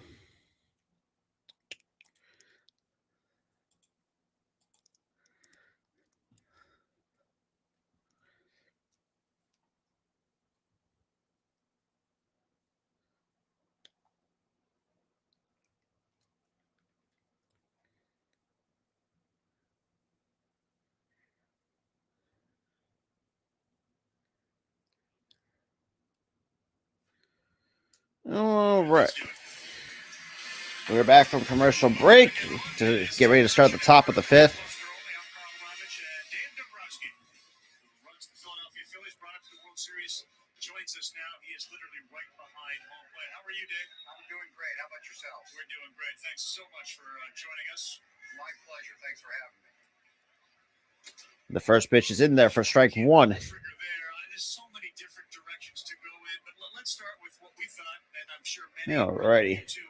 The acquisition of Trey Turner and what he does for this team, what you were thinking when you went out and got him. There were a whole bunch of guys. And that is outside. 1 ball, 1 strike. We looked at it. There's a shortstop class was phenomenal, of course, out there. We just thought in the case with Trey, he just fit our ball club perfectly. Of course, he's a great player. Everybody's aware of that.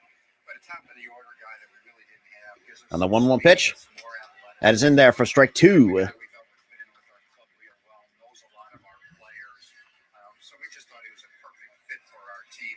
And again, not that we didn't like all the other ones, but we just thought he was the right guy for our situation. Do you go through an interview process too? And what did you learn about him? Like you said, Outside, 2-2. what did you learn about Trey Turner the person? Well, we did go through, I guess you would call it an interview process because we met with all 4 shortstops face to face. We thought it was very important. Of course, if you're going to spend the dollars. So the count's now 2 balls, 2 strikes on Schwarber, and Kelly kicks and deals. That is low, 3-2. Basically, what I was very impressed, we flew down to his home. I was down there with Rob Thompson and Sam Fold, and we visited with he and his wife, Kristen.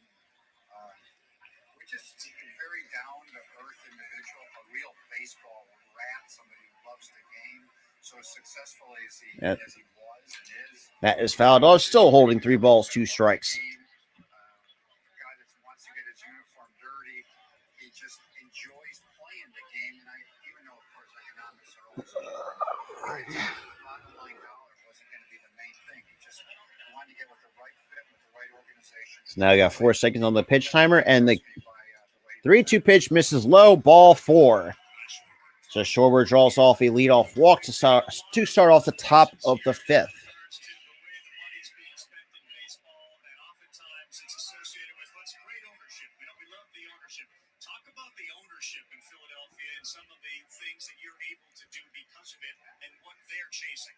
Well, it's a tremendous group. John Middleton and Buck family are, and John Middleton's the one that's involved in the day in, day out basis. They just give us all the support And that's we possibly can. a quick back throw, but so that'll be Ortiz, who now takes over as the pinch running duties for Kyle Schwarber.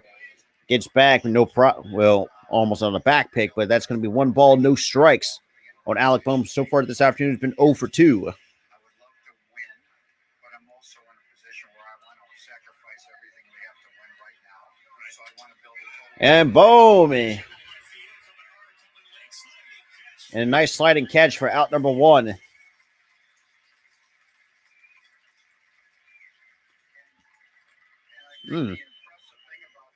That'd be 0 for 3, unfortunately, for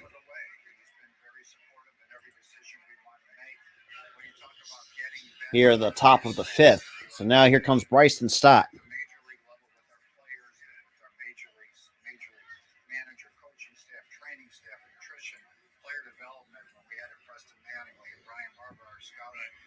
That is low, 1 ball, no strikes.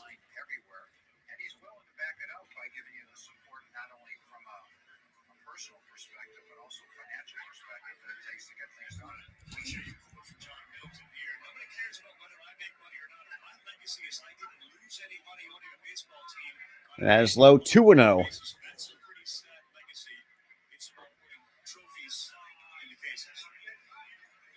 just tells you he wants to win, which is great. And that's how he is. He was a very competitive athlete growing up. He was a wrestler. He's got a competitive nature about him. He's very comfortable around the team. And it's just... And that is going to be it. He wants to win, which is fantastic. And he'll do what he can to make Going to be out number 2. But Ortiz does move up to second base. John goes out there. He loves to do that. He loves to be out on the field. He's not there all the time, but every so often he'll come out there and just hang around the field, get a chance. The players love him. Of course, they've showed him a first-class organization and every way we run it, but he talks to the players with a good relationship with them. He was out there shagging and decided to go out there and pick up balls. If you watch the postseason, after batting practice, he's out there picking up the BB balls and helping shag. So now it'll be 1 ball, no strikes on Derek Hall.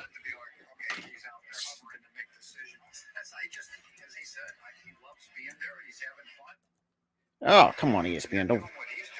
That is in there for strike one. Evens the count, 1 ball, 1 strike.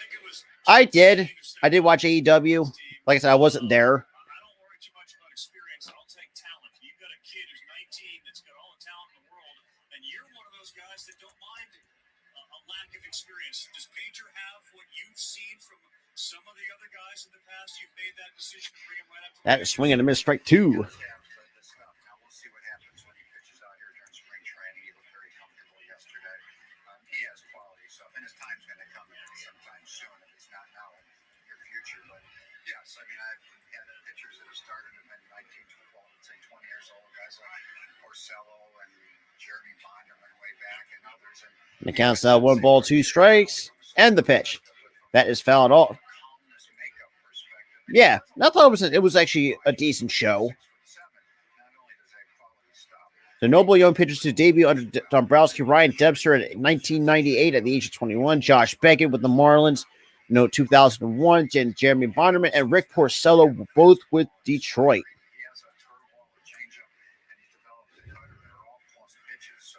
And the 1-2 pitch, and that's going to be an extra base hit for Derek Hall. And that's going to bring in another run for the Fighting Phils. 7-2.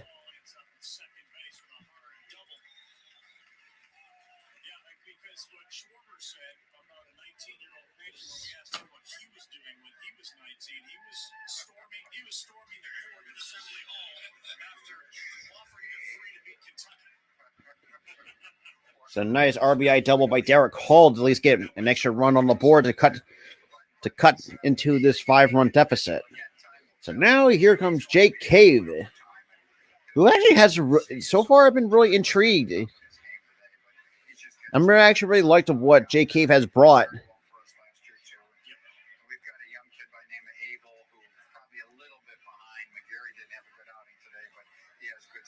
And the first pitch is in there for strike 1 to Cave. Cave's been over 1 today, also has a walk to go along with him as well this afternoon.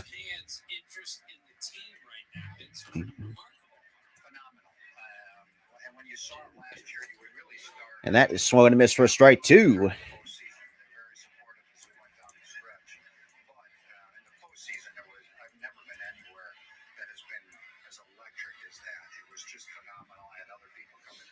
The count's now 0 balls, 2 strikes, and the pitch.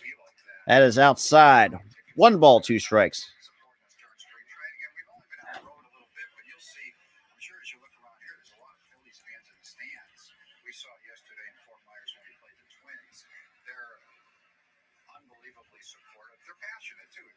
And the 1-2 pitch. That is high. 2 balls, 2 strikes.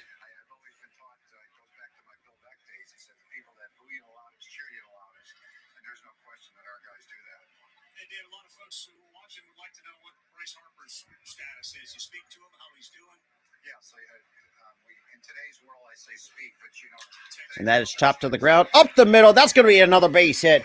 Derek Cole comes around third, and that's going to score run number 3 for the Fighting Phils.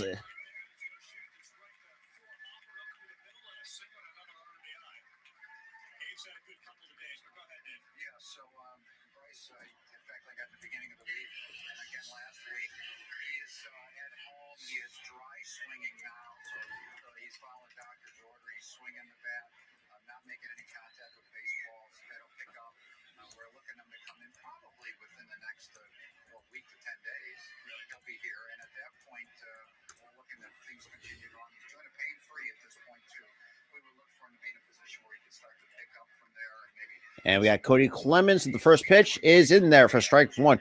Now, Clemens right now is 1 for 2 this afternoon with a long ball to go along with this name as well. So 7-3. He's still here with 2 outs here in the top of the 5th.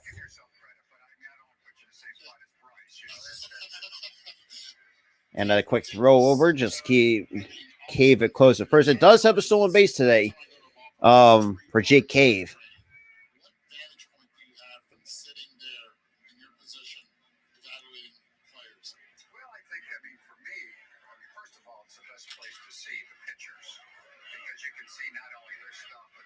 And that's going to be out number 3. However, the Phillies do get 2 here in the top of the 5th.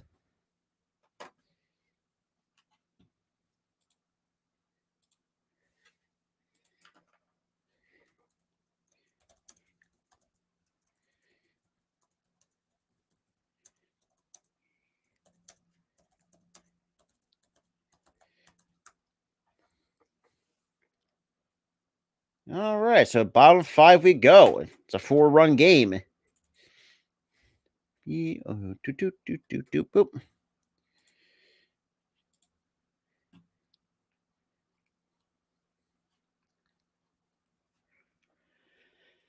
All right. So bottom 5, 7-3. Been an interesting ball game so far. It's better that, except for that one little miscue, I would say.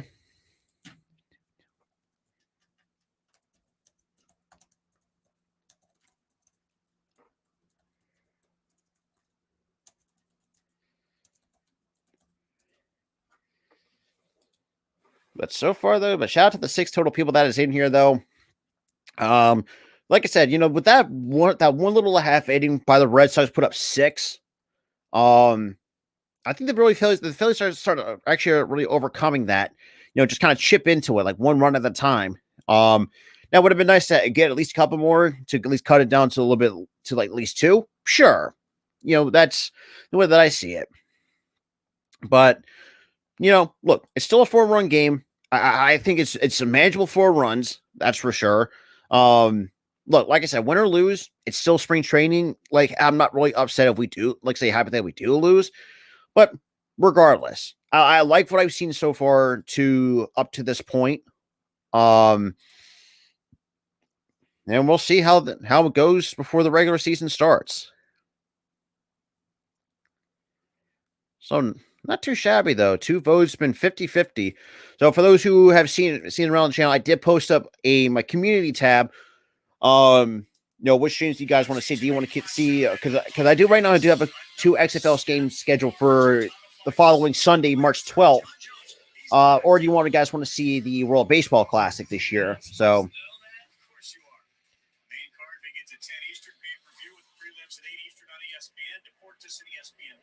And that first pitch misses high. 1 ball, no strikes. And we got Sir Anthony Dominguez now making his appearance for this spring. And that is in there for strike 1. So Sir Anthony Dominguez last season, 54 games, an ERA of 3, 51 innings, 29% K rate to 11% walk rate. That is a bit high. 2 balls and a strike.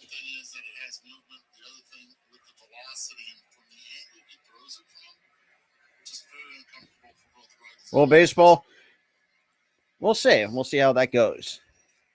And the 2-1 pitch, bit inside, 3-1.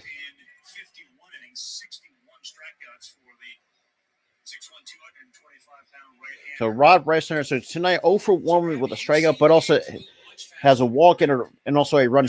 One of the 7 runs scored, and the 3-1 pitch, that is foul.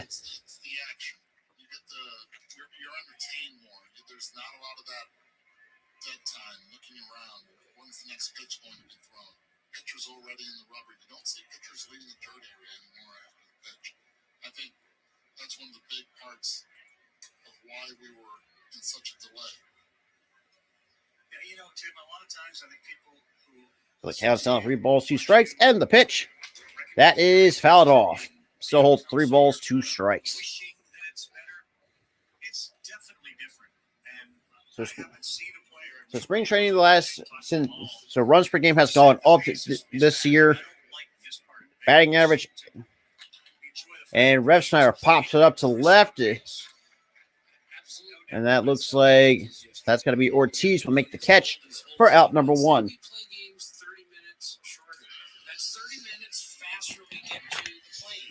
That's got to be Jalen Ortiz, who, to be quite honest, I watch bits and pieces, but I'm definitely I'm going to be doing some play-by-plays. The Arlington Renegades and the what else do I have? Actually, what do I have scheduled? Turn the XFL. Yeah, the Renegades and the Battlehawks and the Vikings Vipers and the DC Defenders I have scheduled for Sunday. And then when April comes around, there's going to be a lot more some USFL streams, and that's going to be easy. Roll over to first, underhand flip Dominguez for out number 2. So yeah, so like I said, we're going to try to keep good coverage of some spring football as well. Looks like he's the likely backup, quasi-platoon guy with Reese McGuire.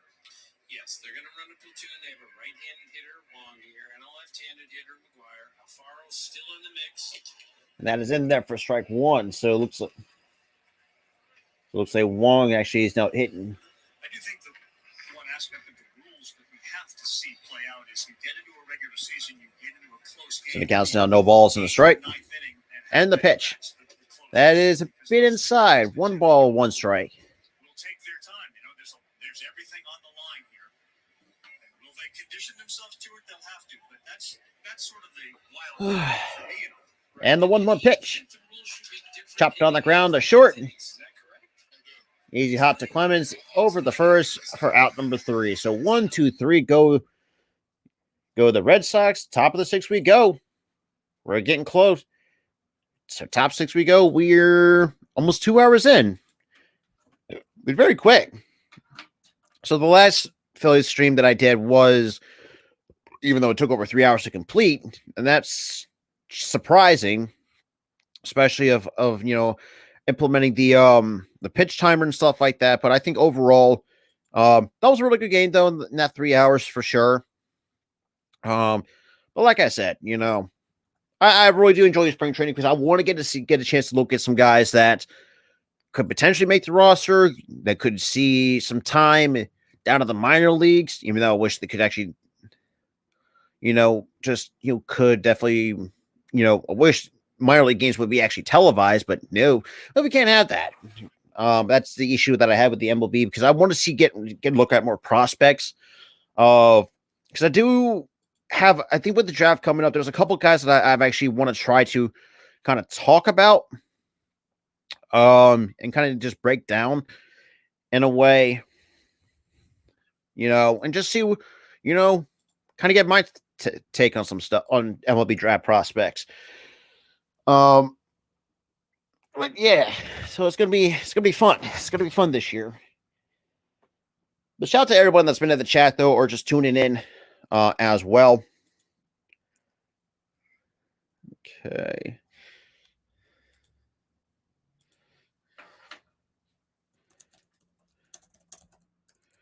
Alrighty.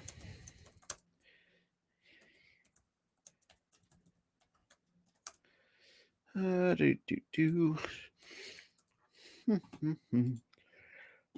shout out to everybody though, man. It's been kind of fun. But I will be live later on, and hopefully Tyler will be here with me with later innings as well. All right, we are back from commercial break.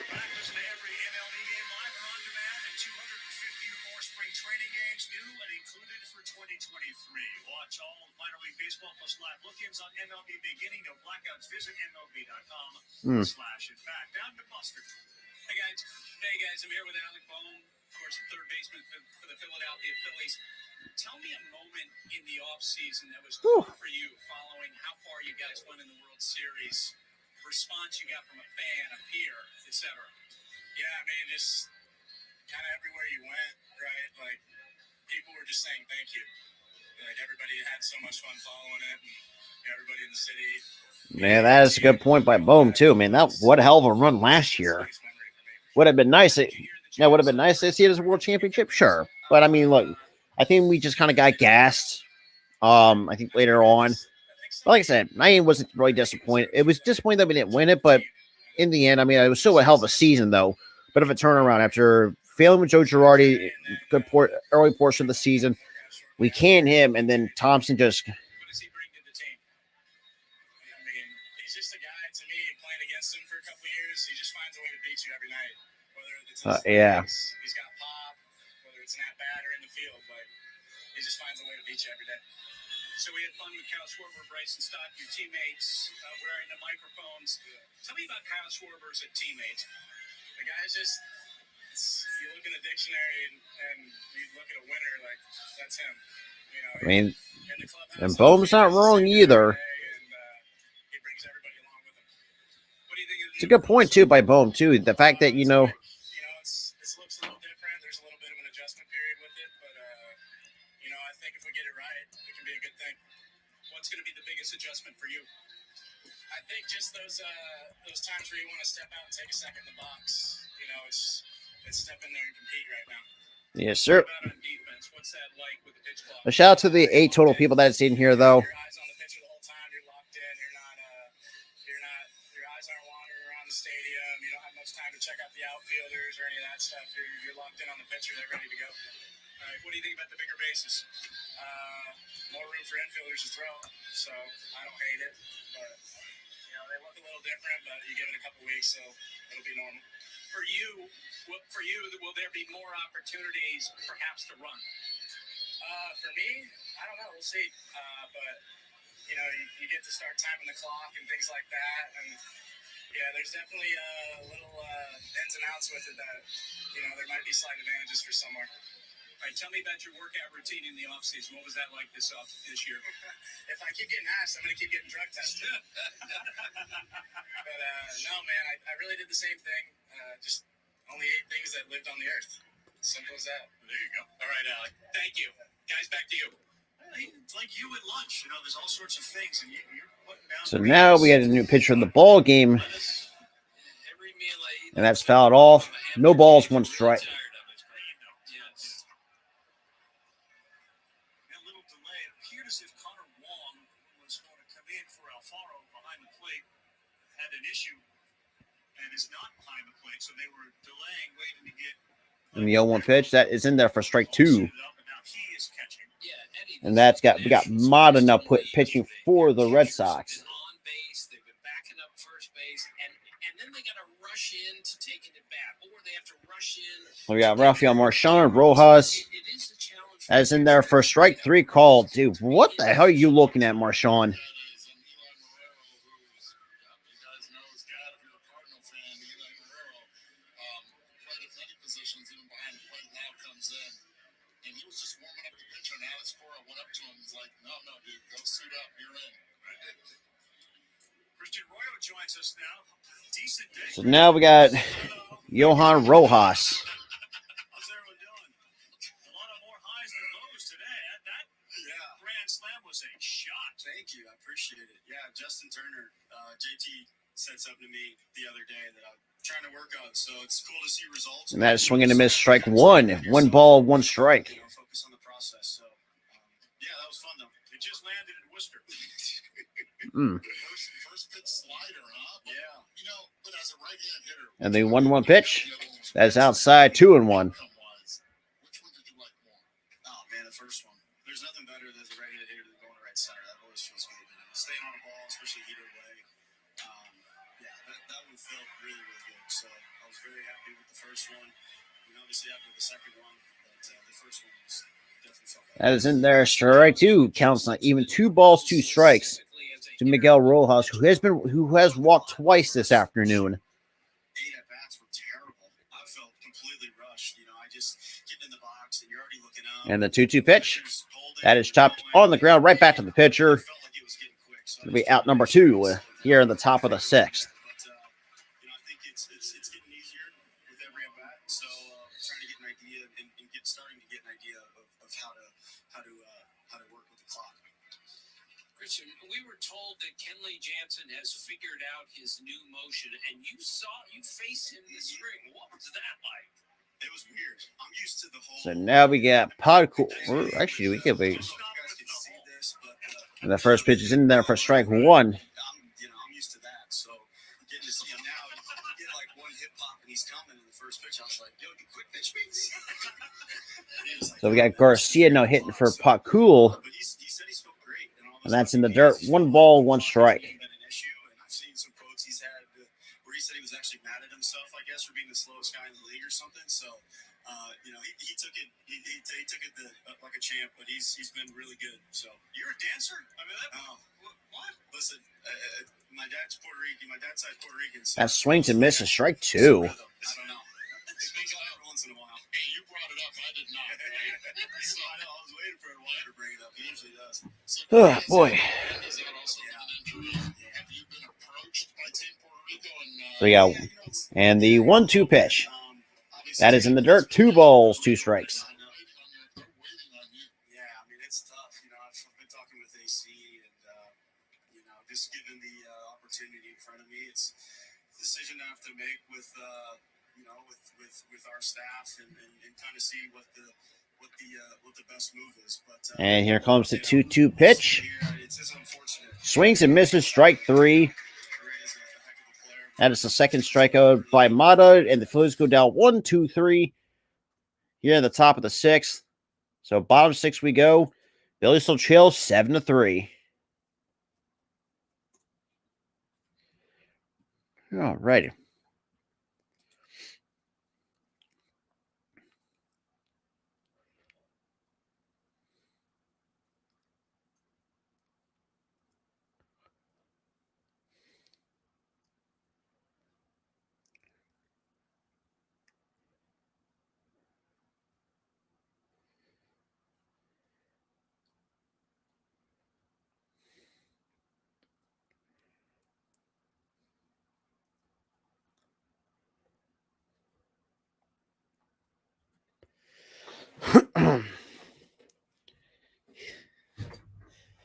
All right.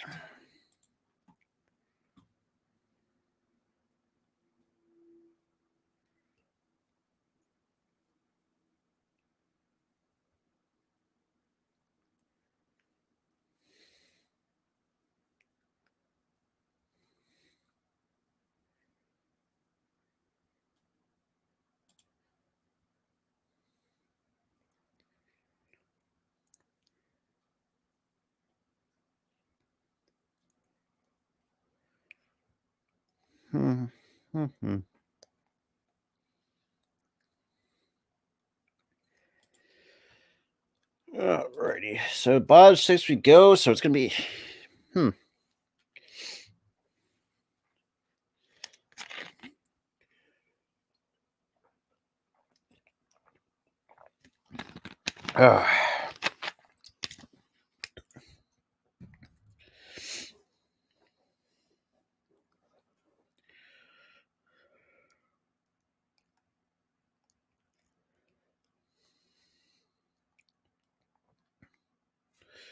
All right, bottom 6 we go. And here in Fort Myers, Florida, it's JetBlue Park. Very nice facility, by the way, too. You know, I've not been down to. I'm definitely try to plan for the spring, go down to spring training in the future, later down the road. But you know, since kind of living up in the Northeast, it's kind of hard, tough. Kind of been tough with the in the first pitch. That is Andrew Baker comes in. Another guy that's been. I'm very interested in seeing him a lot more because this dude's got some nasty stuff. From what I've understood, like he can top out between like 99 to 101. Let's get him. Oof, fouls that back. No, 1 ball, 1 strike. The Phillies are built to win, so there's not a lot to say. You know, we just talked a handful of things, and Robbie. And that is Duran Fitzgerald. Then we get top of the order for the Boston Red Sox. And the 1-1 pitch, that is high, 2-1. Because you're just going with whatever the catcher puts down, and you grab it and eat it. You know, I told him don't lose the fact that your focus will be a major deal, and your focal point, and really still. And we got the 2-1 pitch, high, 3-1. Just kind of overthrown a little bit. Would you prefer to have it on you and call your pitches, or a catcher call your pitches? You know, guys, I called probably 95% of my game from the man. And the 3-1 pitch, that is high, ball 4. Come on, man. Man, the command today, some of these minor leaguers just fucking stink.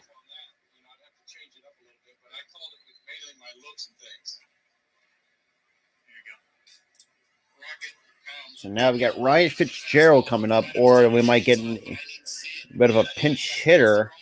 So basically, when I get on the mound, I would just my eye would just peek to that side of the plate. So I mean, if I look straight ahead, it was. And the first pitch by Baker is in there for strike 1. So no balls and a strike. It was that side of the plate. Didn't matter what which hitter it was or anything, but you knew it was fastball or slider. So it just everything flowed so well. I think it'd have been it'd been just it would have flowed just as well. And that is Abreu. And that is a bit high. 1 ball and 1 strike. Roger, what's it like to see your son hit a home run in a major league game? It's great. I mean, I kind of he gets on me because when he was when I'm there, he And the 1-1 pitch. That is swung on a miss and foul tip for strike 2. I'm just kind of just watching the guys go through it and how they're pitching and stuff like that. I get to play the dad role with all the boys that play professionally, and so it was a lot of fun, just kicking back watching. Now, when they ask me a pointy question, just like a handful of his teammates, and that is popped up, and that's going to be out of play. Still holds 1 ball, 2 strikes. Like you guys know, anytime I start talking hitting, my boys say, Dad, the only thing you know about hitting is that you're a good punter. You're a really good punter. That was it. So. That is a bit high. 2 balls, 2 strikes from Andrew Baker. Another guy that's... So now we got Abreu with a count even, 2 balls, 2 strikes.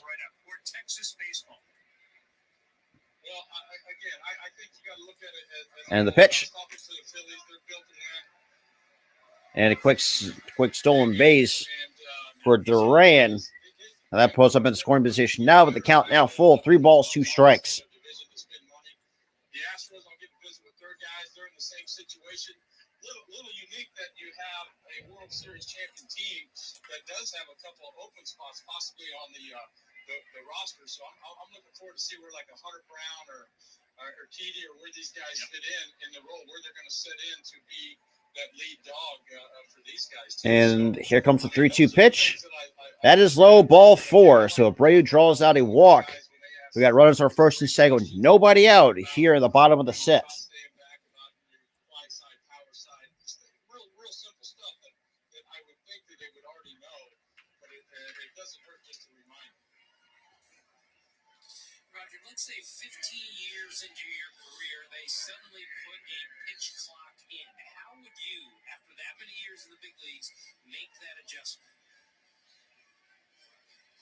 Well, you just make the adjustment. I think in the mid to late 80s, when they started making this come to a stop, a complete stop, it actually helped me as a pitcher picking guys off and holding the baseline. They didn't enforce that big time back then, but once they started making this come to a complete stop, it helped me a lot be a complete pitcher as far as controlling the running game, which I always enjoyed doing. So, I think, again, I would have probably just got right back on the mound and called my pitch. So it looks like we have a bit of a meeting between... pretty easy adjustment. So shout out to the seven total people that is in here, though. Again, I think the biggest thing that you got to remind is the pitcher's going to have to focus a little more on executing the pitch. The first pitch is a bit high. 1 ball, no strikes to Kiki Hernandez. A starter, like I said, whether I was just with Greg Maddox, I was with Dougie not too long ago, and we talked about it. That whether you go, And that is high, 2-0. We're pitching off our fastball all the time. He made a great comment saying that when interleague play started, he went right to my videos in the American League because even though we might throw the same speed, he thought that it was important to watch somebody that pitches off their fastball for the most point.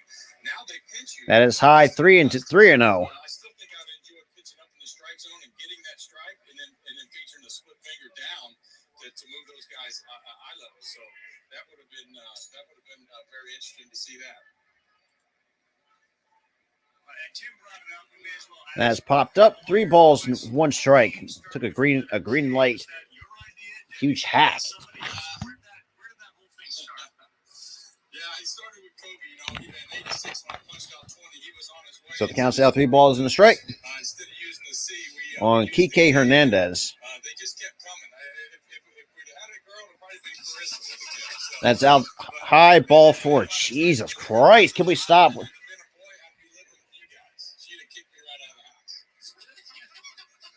Man, the command for some of these guys are just not there. You got it, guys. I love the Red Sox. I'll be up in Beantown for the guys there. I know our fans there are getting ready to talk, but we love the work we do at the Jimmy Fun, and that's a little fun batting practice I get to throw at Fenway Park. So we'll see you this summer. Awesome. Thanks, Roger, very much. Long-time Red Sox, of course, other places in Toronto, New York. And Devers. And that is going to be A 1-run score. And that's going to bring in 2. Now it's 9-3.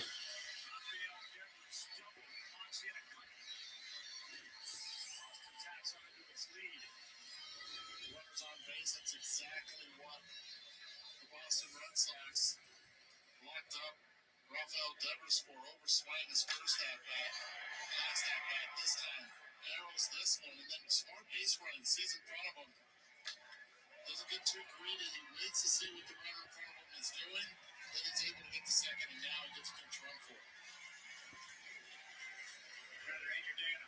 And that's going to be so. Rafael Devers is going to be done for the day. He's going to get pinch run for. That is swung and a miss for strike 1. Sat very patiently through the Roger Clemens interview and had a great line. Well, wait a minute, he has 7 Cy Young guys. Zero. Yeah. Let him go. For clarity's sake, so it's close. That is in there for strike 2. Well, thanks very much for being here. Obviously, today's a good result. Devers with a double and other things are going well. How would you describe end of last season to today? Like, how would you describe that? I mean, it's been nonstop. And the 0-2 pitch. That's one way to describe it. And that's going to bring in another run. And that's going to be out number 1 here in the. We'll see. I mean, the only 2 teams, I think them and Orioles are definitely going to try to fight for that last place spot because we know where the Rays stand in terms of as a franchise because they hardly any spending their money. So I think they're going to definitely be a 3rd place team. Because usually that American League East, that division is pretty much going to be run by the Yankees or the Toronto Blue Jays going forward. Because with the way that the Red Sox are built, it's just like a roller coaster with them. Like they have one good season, they have a bad season the following year, another good season. Like there's inconsistencies. And Core may not be lasting much longer in Boston anyways. And that is chopped on the ground. And that brings up another run for out number 2. Here's a quote. You know this guy, Sam Kennedy, of course, and he talked about the pressure of playing in Boston. It's definitely on. It's always on. Expectations for our fan base are high. They should be. We have no excuses. We have all the resources. Yeah, that pretty much sums it up. I mean, you talk about Winter Weekend, you talk about some of the fan reaction. I think they're just, one of the cool things about being in Boston. It's one of the places you can be where. So now it counts no balls and 1 strike. Cares about the team is as passionate about what we're doing as we are, and they're holding us to the same high standard that we hold ourselves, and that's rare in this game. That is in the dirt. 1 ball, 1 strike. Look, the group here, myself, the way we all think about it, you're not going to put more pressure on us than we put on ourselves because we want to be great. But it's nice to know that people care that much. Yeah. You have a shirt that says scouting on it. I find that really interesting. That is in there for strike 2. And how important that is to this game. With regards to your organization, how would you describe the scouting and then subsequently how we go from minor leagues to the major league field?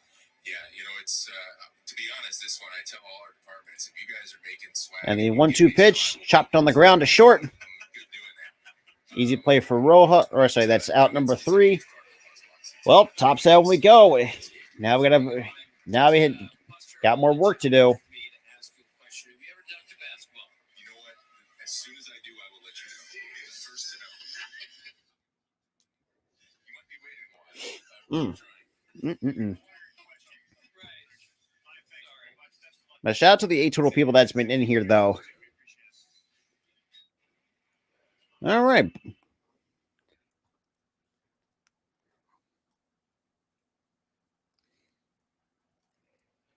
All righty.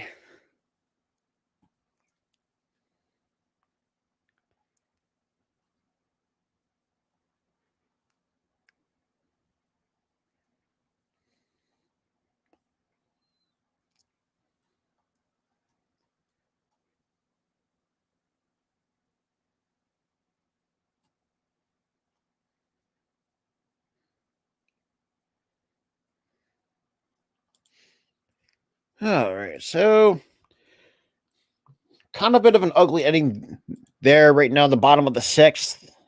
Been very ugly, to say the least.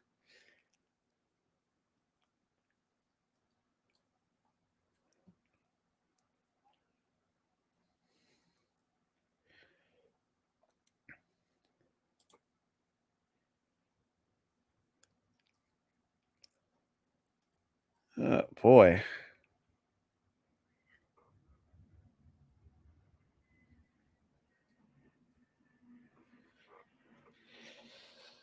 Oh, boy.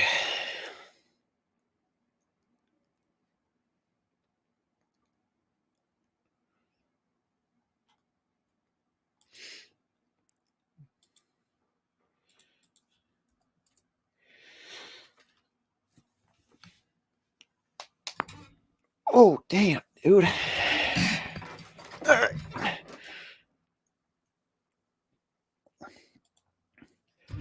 But so far, though, so we got some XFL this Saturday and Sunday coming up.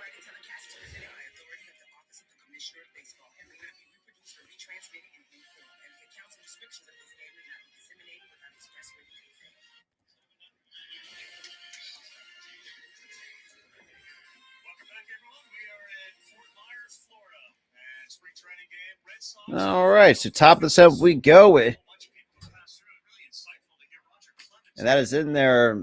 Misses inside, apparently, according to the home plate umpire. Is 1 ball, no strikes to Ortiz. I knew there were some pitchers that like to, usually when the pitch is coming, the throw is coming back to them, they'll let the catcher know, but was not aware of Rocket. And Ortiz fouls it off. I know that Rocket used to love to use like a new glove all the time, so there was no chance that the grip in his glove could ever be given away because it was pushing through, a flimsy, floppy glove. It's typical Clemens. This is what he would do to make sure no one knew what was coming. Even Eddie couldn't figure out Dermody how he had to split. swings and misses strike 2. Things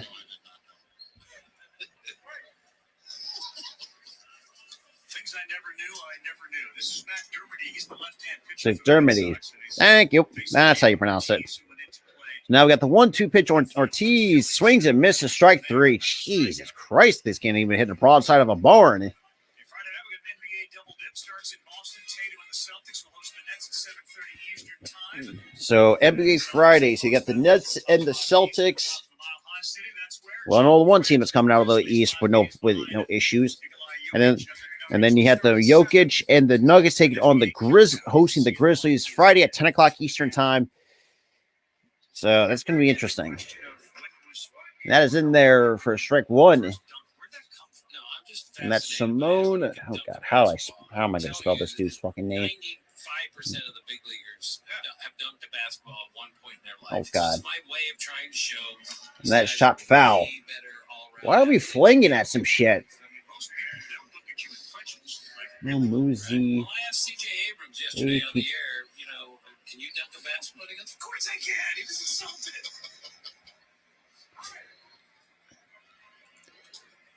Now, it's really struck me. And 0-2. Just barely misses for ball 1. BC fascinates me this way. And our pal Rio Gomez, Pedro Gomez's son, who's a double-A pitcher in the Red Sox organization, is going to pitch for Columbia. And the 1-2 pitch. And Muzziotti. That drops in for a base hit. Your parent or your grandparent is born in that country that you're going to represent. You're able to then go and represent that country. And I think it's a beautiful thing. You get to see and learn more about your heritage.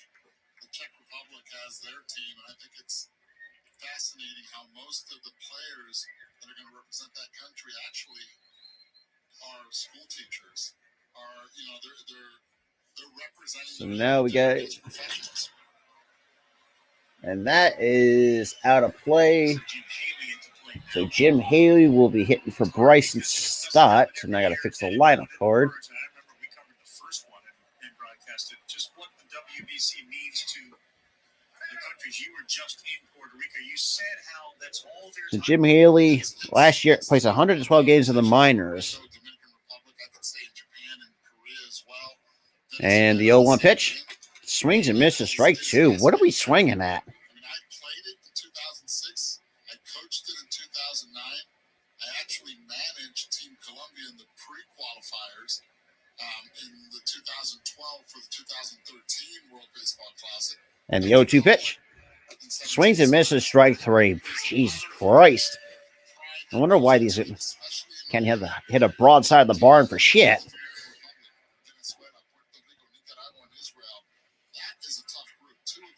get to go through in that group, and Team Puerto Rico will be here in Fort Myers. They start their workouts. They report on the 6th, and so it's Alex Cora is really proud of Team Puerto Rico being here. That is low. 1 ball, no strikes. A huge asset for the team.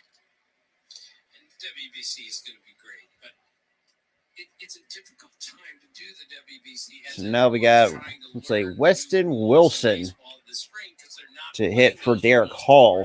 During the WBC. But Dusty Baker told us the other day, they've got And here comes the 1-0 pitch. That is in there for strike 1. Evens the count, 1 ball, 1 strike. Except for the last 2 weeks of spring training to really get our whole team together and get ready for the season and learn all the new rules. So there are some challenges there too.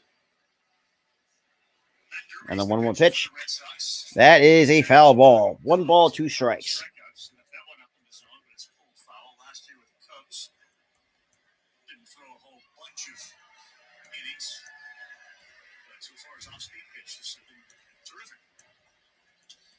So Yoshida, the new left fielder for the Red Sox, left yesterday. He's gone, and if Japan goes to the finals, which it might, he won't be back for quite some time.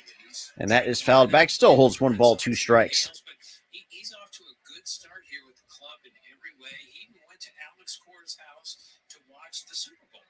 He was invited over there, so he's really become engaged with the team very quickly. Scouting reports from people here today about Yoshida. He's a lot thicker. And we get timeout. So Wilson uses his timeout. That was going to reset the pitch timer. Now back to 20 seconds. So we have to count 1 ball, 2 strikes. Alex's assessment of players. He's like, no, we don't see that. We think we're fine there. They're really happy with what they've seen offensively from him. And the 1-2 pitch. That is fouled off.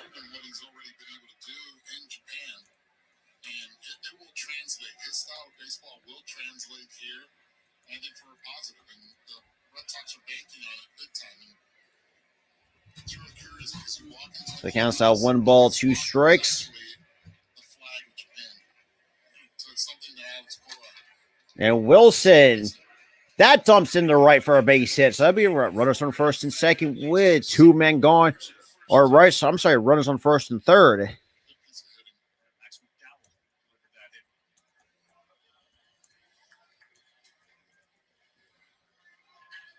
That's an interesting conversation too. Locker placement in clubhouses. I think it was Wheeler who recommended that they move Matt Painter's locker closer to his because he felt like this kid would benefit from being closer as opposed to a rookie 19-year-old. He's not going to be over here, but suggested they move him right. So now looks like we got Machine right now to hit for Jake Cave. And the first pitch is in there for strike 1. Is that a thing in clubhouses where your locker is? I believe so, and I think a lot of times managers have a lot to say about it. But I love the fact that Wheeler was able to tell his crew, look, either put him next to me or no one, but make him a part of the group. So 0-1, and Machine pops it up to shallow right, and that's going to be caught for out number 3. So bottom 7 we go.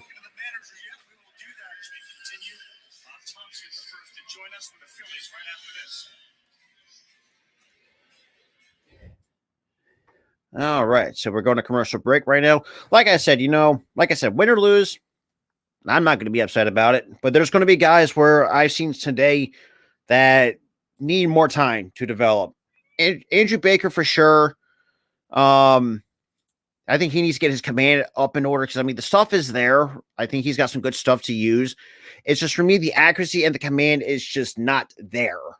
And that's where I have issues. Not to say that he's a bad guy by any stretch of the means. Sure. There's really what you like to see out of that.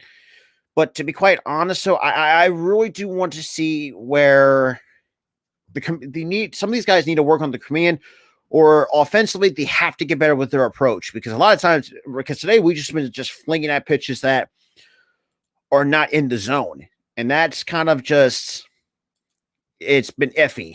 But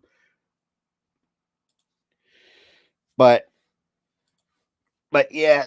Oh, God. Oh, shit. Sorry, man. Whew. Like once you like do it, that's the thing too with being a content creator. A lot of times you're just sitting in a chair for quite a time. You're just live streaming. Sometimes you do want to get up and stretch.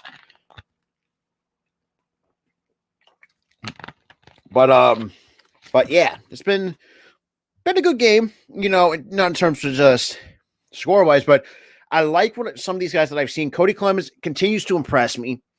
I think Cody, like I said, Cody Clemens continues to impress me. So does Jake Cave, knowing that I think he could be a really good backup, decent backup center fielder.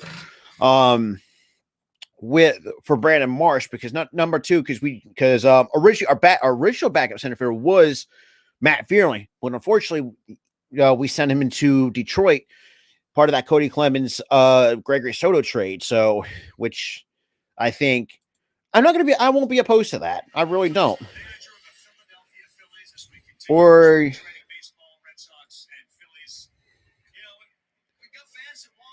all right, where the hell? And now we got Rob Thompson on the headset. See what he's got to have to say.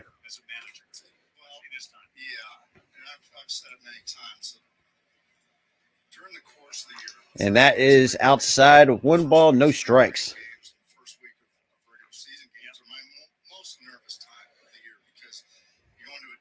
So now who do we got? That is Sullivan. And that is fouled off. No balls, 2 strikes.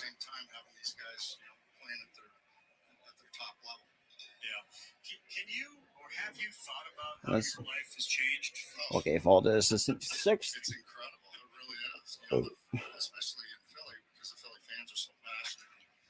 That's fouled back. No balls, 2 strikes, or 1 ball, 2 strikes. You're in the bottom of the 7th. So that's fine. It's great. Oh, boy. What do you think of the new rules so far, and how have they affected the playing of the game? The 1-2 pitch. That is a bit low. 2 balls, 2 strikes. We're in the bottom of the 7th here, and there's all these walks. It's been a long game, a lot of runs scored. It'd probably be 3:30, quarter to 4. You know, so I like it as long as the players can adjust, and I think the players are adjusting. And I think once they do adjust, they're going to really enjoy it. Outside, 3-2. A universal issue that's come up, or something that you've heard a few times from whether you're pitching or hitter, like, yeah, I'm just not exactly comfortable with this particular aspect? No. Yeah, I think it's probably the 15-second clock. It really seemed quick to, especially early in spring training. That is fouled off. A couple of games under their belt, they've got an idea, and you know they're used to. They got to make sure to be aware of the clock at all times and where they're at. I think they're getting it.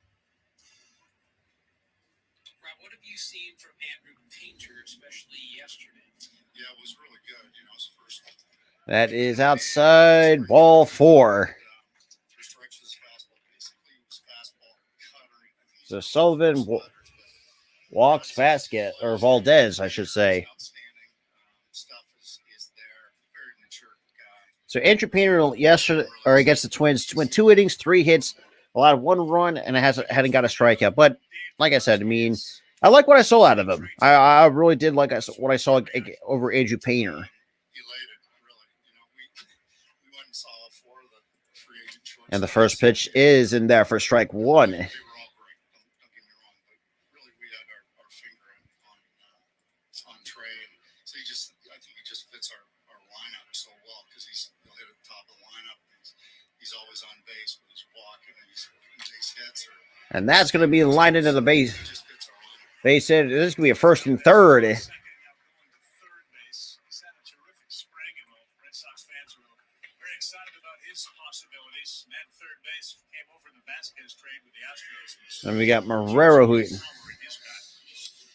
I saw you a week ago in spring training. I found you on a backfield all by yourself, fungo, just kind of wandering around, hitting balls back into the infield. I found it a tiny bit odd for a World Series manager to be doing that. What was that all about? Well, just helping out, really. You know, I tend to try to stay out of the way and evaluate and let the coaches coach.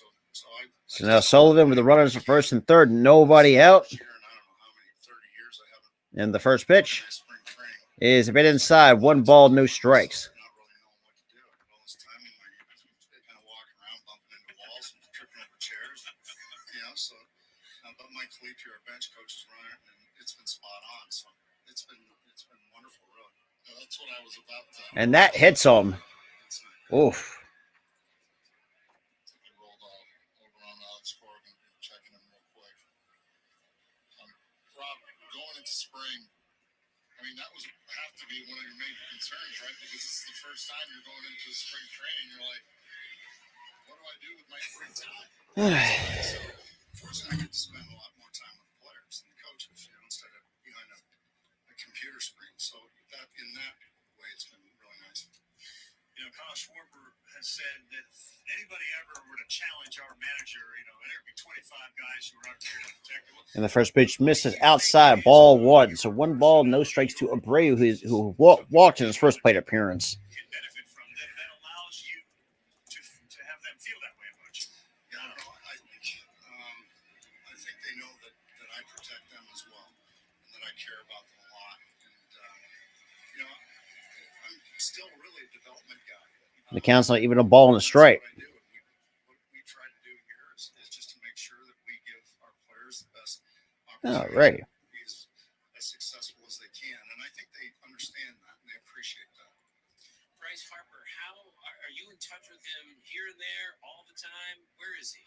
Just here and there. He's going to be coming in next And that's week. slow and that's low and inside for ball 2. He's still doing his rehab, and once we get him in here, we'll keep moving forward. What was it like when you had Roger Clemens address the team? Yeah, we had Roger Clemens prior to our workout the other day, and then we had CeCe Sabathia coming in afterwards talking about. And that is going to be gone. Yeah, so it was great to have those two guys in, and 6 wins between the two of them, talking to our guys, so it was pretty neat. The Grand Slam doesn't mean the interview's over. Sorry. Approach that answer. We're going to land the plane and move on. Yeah. And the other question, somebody asked Rafael Devers, all right, so, what did you do to treat yourself? You signed this massive deal, and he's a little reluctant, but then ultimately talks about he bought a car. And, given your life's change, and you told us last year, your wife, and what we do, the dinners, et cetera, like, was there a tangible thing you did to kind of reward yourself? I mean, not really. We didn't have much time because we were traveling around and interviewing guys or recruiting guys, I guess, and doing Zoom calls, and then the winter meetings hit, and then it was about time to go to spring training. So, I really didn't have much time to do anything, and I do that every offseason. The count's 2-0. Jeez Christ. So this time you actually considered retiring as a bench coach and in uniform and all, and now, of course, you're the manager of the Phillies. What went through that? What was going through your mind a year ago today? Well, I just felt like I was getting a little stale in my job as a bench coach, and I felt like we needed maybe some new ideas, and maybe a younger guy to come in and get the guys prepared in a different way. That's swing and a miss, strike 2. I wasn't really sure whether I was Count's now back even, 2 balls, 2 strikes after so far been 3. maybe it was time to move on, and then all of a sudden this happened, And the pitch swings and misses, strike 3. I've been most excited. So 1 away here in the bottom of the 7th. My wife said, well, that's because you're the manager. I said, no, it's not really. It's just because we have good people here and I have a lot of fun, and I can't wait to go to the ballpark. Rob, with the new rules and disengagement and everything, managing the bullpen, I think, is going to be probably the most difficult part of the manager and pitching coach when it comes to getting guys ready or not. Have you guys thought about it, and what is going to, in your feeling, what's going to be the most difficult part? Yeah, I think we're going to have to be ultra prepared going into a game and understand that where we're going to go at what part of the game. You can still do some things, mound visits and things like that to slow it down. But you're right. You got to be. And it counts even, a ball and a strike to, that is Hamilton. People buy you dinner when you go out to No, has it gotten that far? No, don't. No, I don't want people to buy me dinner. don't do that either.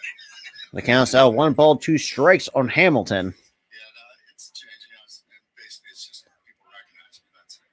We talked with Bryson Stott earlier. He went back And the pitch. single play. It's a bit outside. 2-2 strikes. On the World Series, to relive the whole experience. He also observed some things about himself, the high fastball, etc.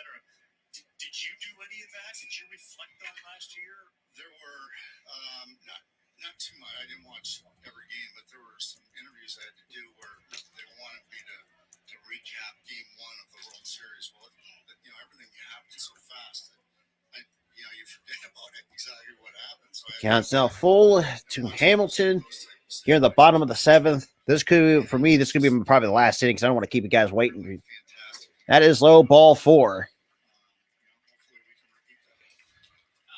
Rob, Dusty Baker, I asked him, who called you after you won the World Series? And he said, in this order, Sandy Koufax, Obama, and Snoop Dogg.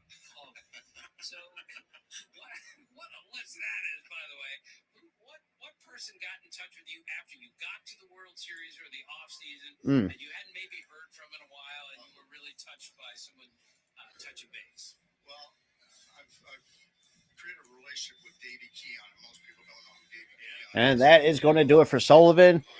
Like I said, I'm going to cut the stream short early because I mean, why do I want to bother? So in this way, I think pretty much the Red Sox pretty much has this one wrapped up. With that being said, I'll see you guys on the next spring training game.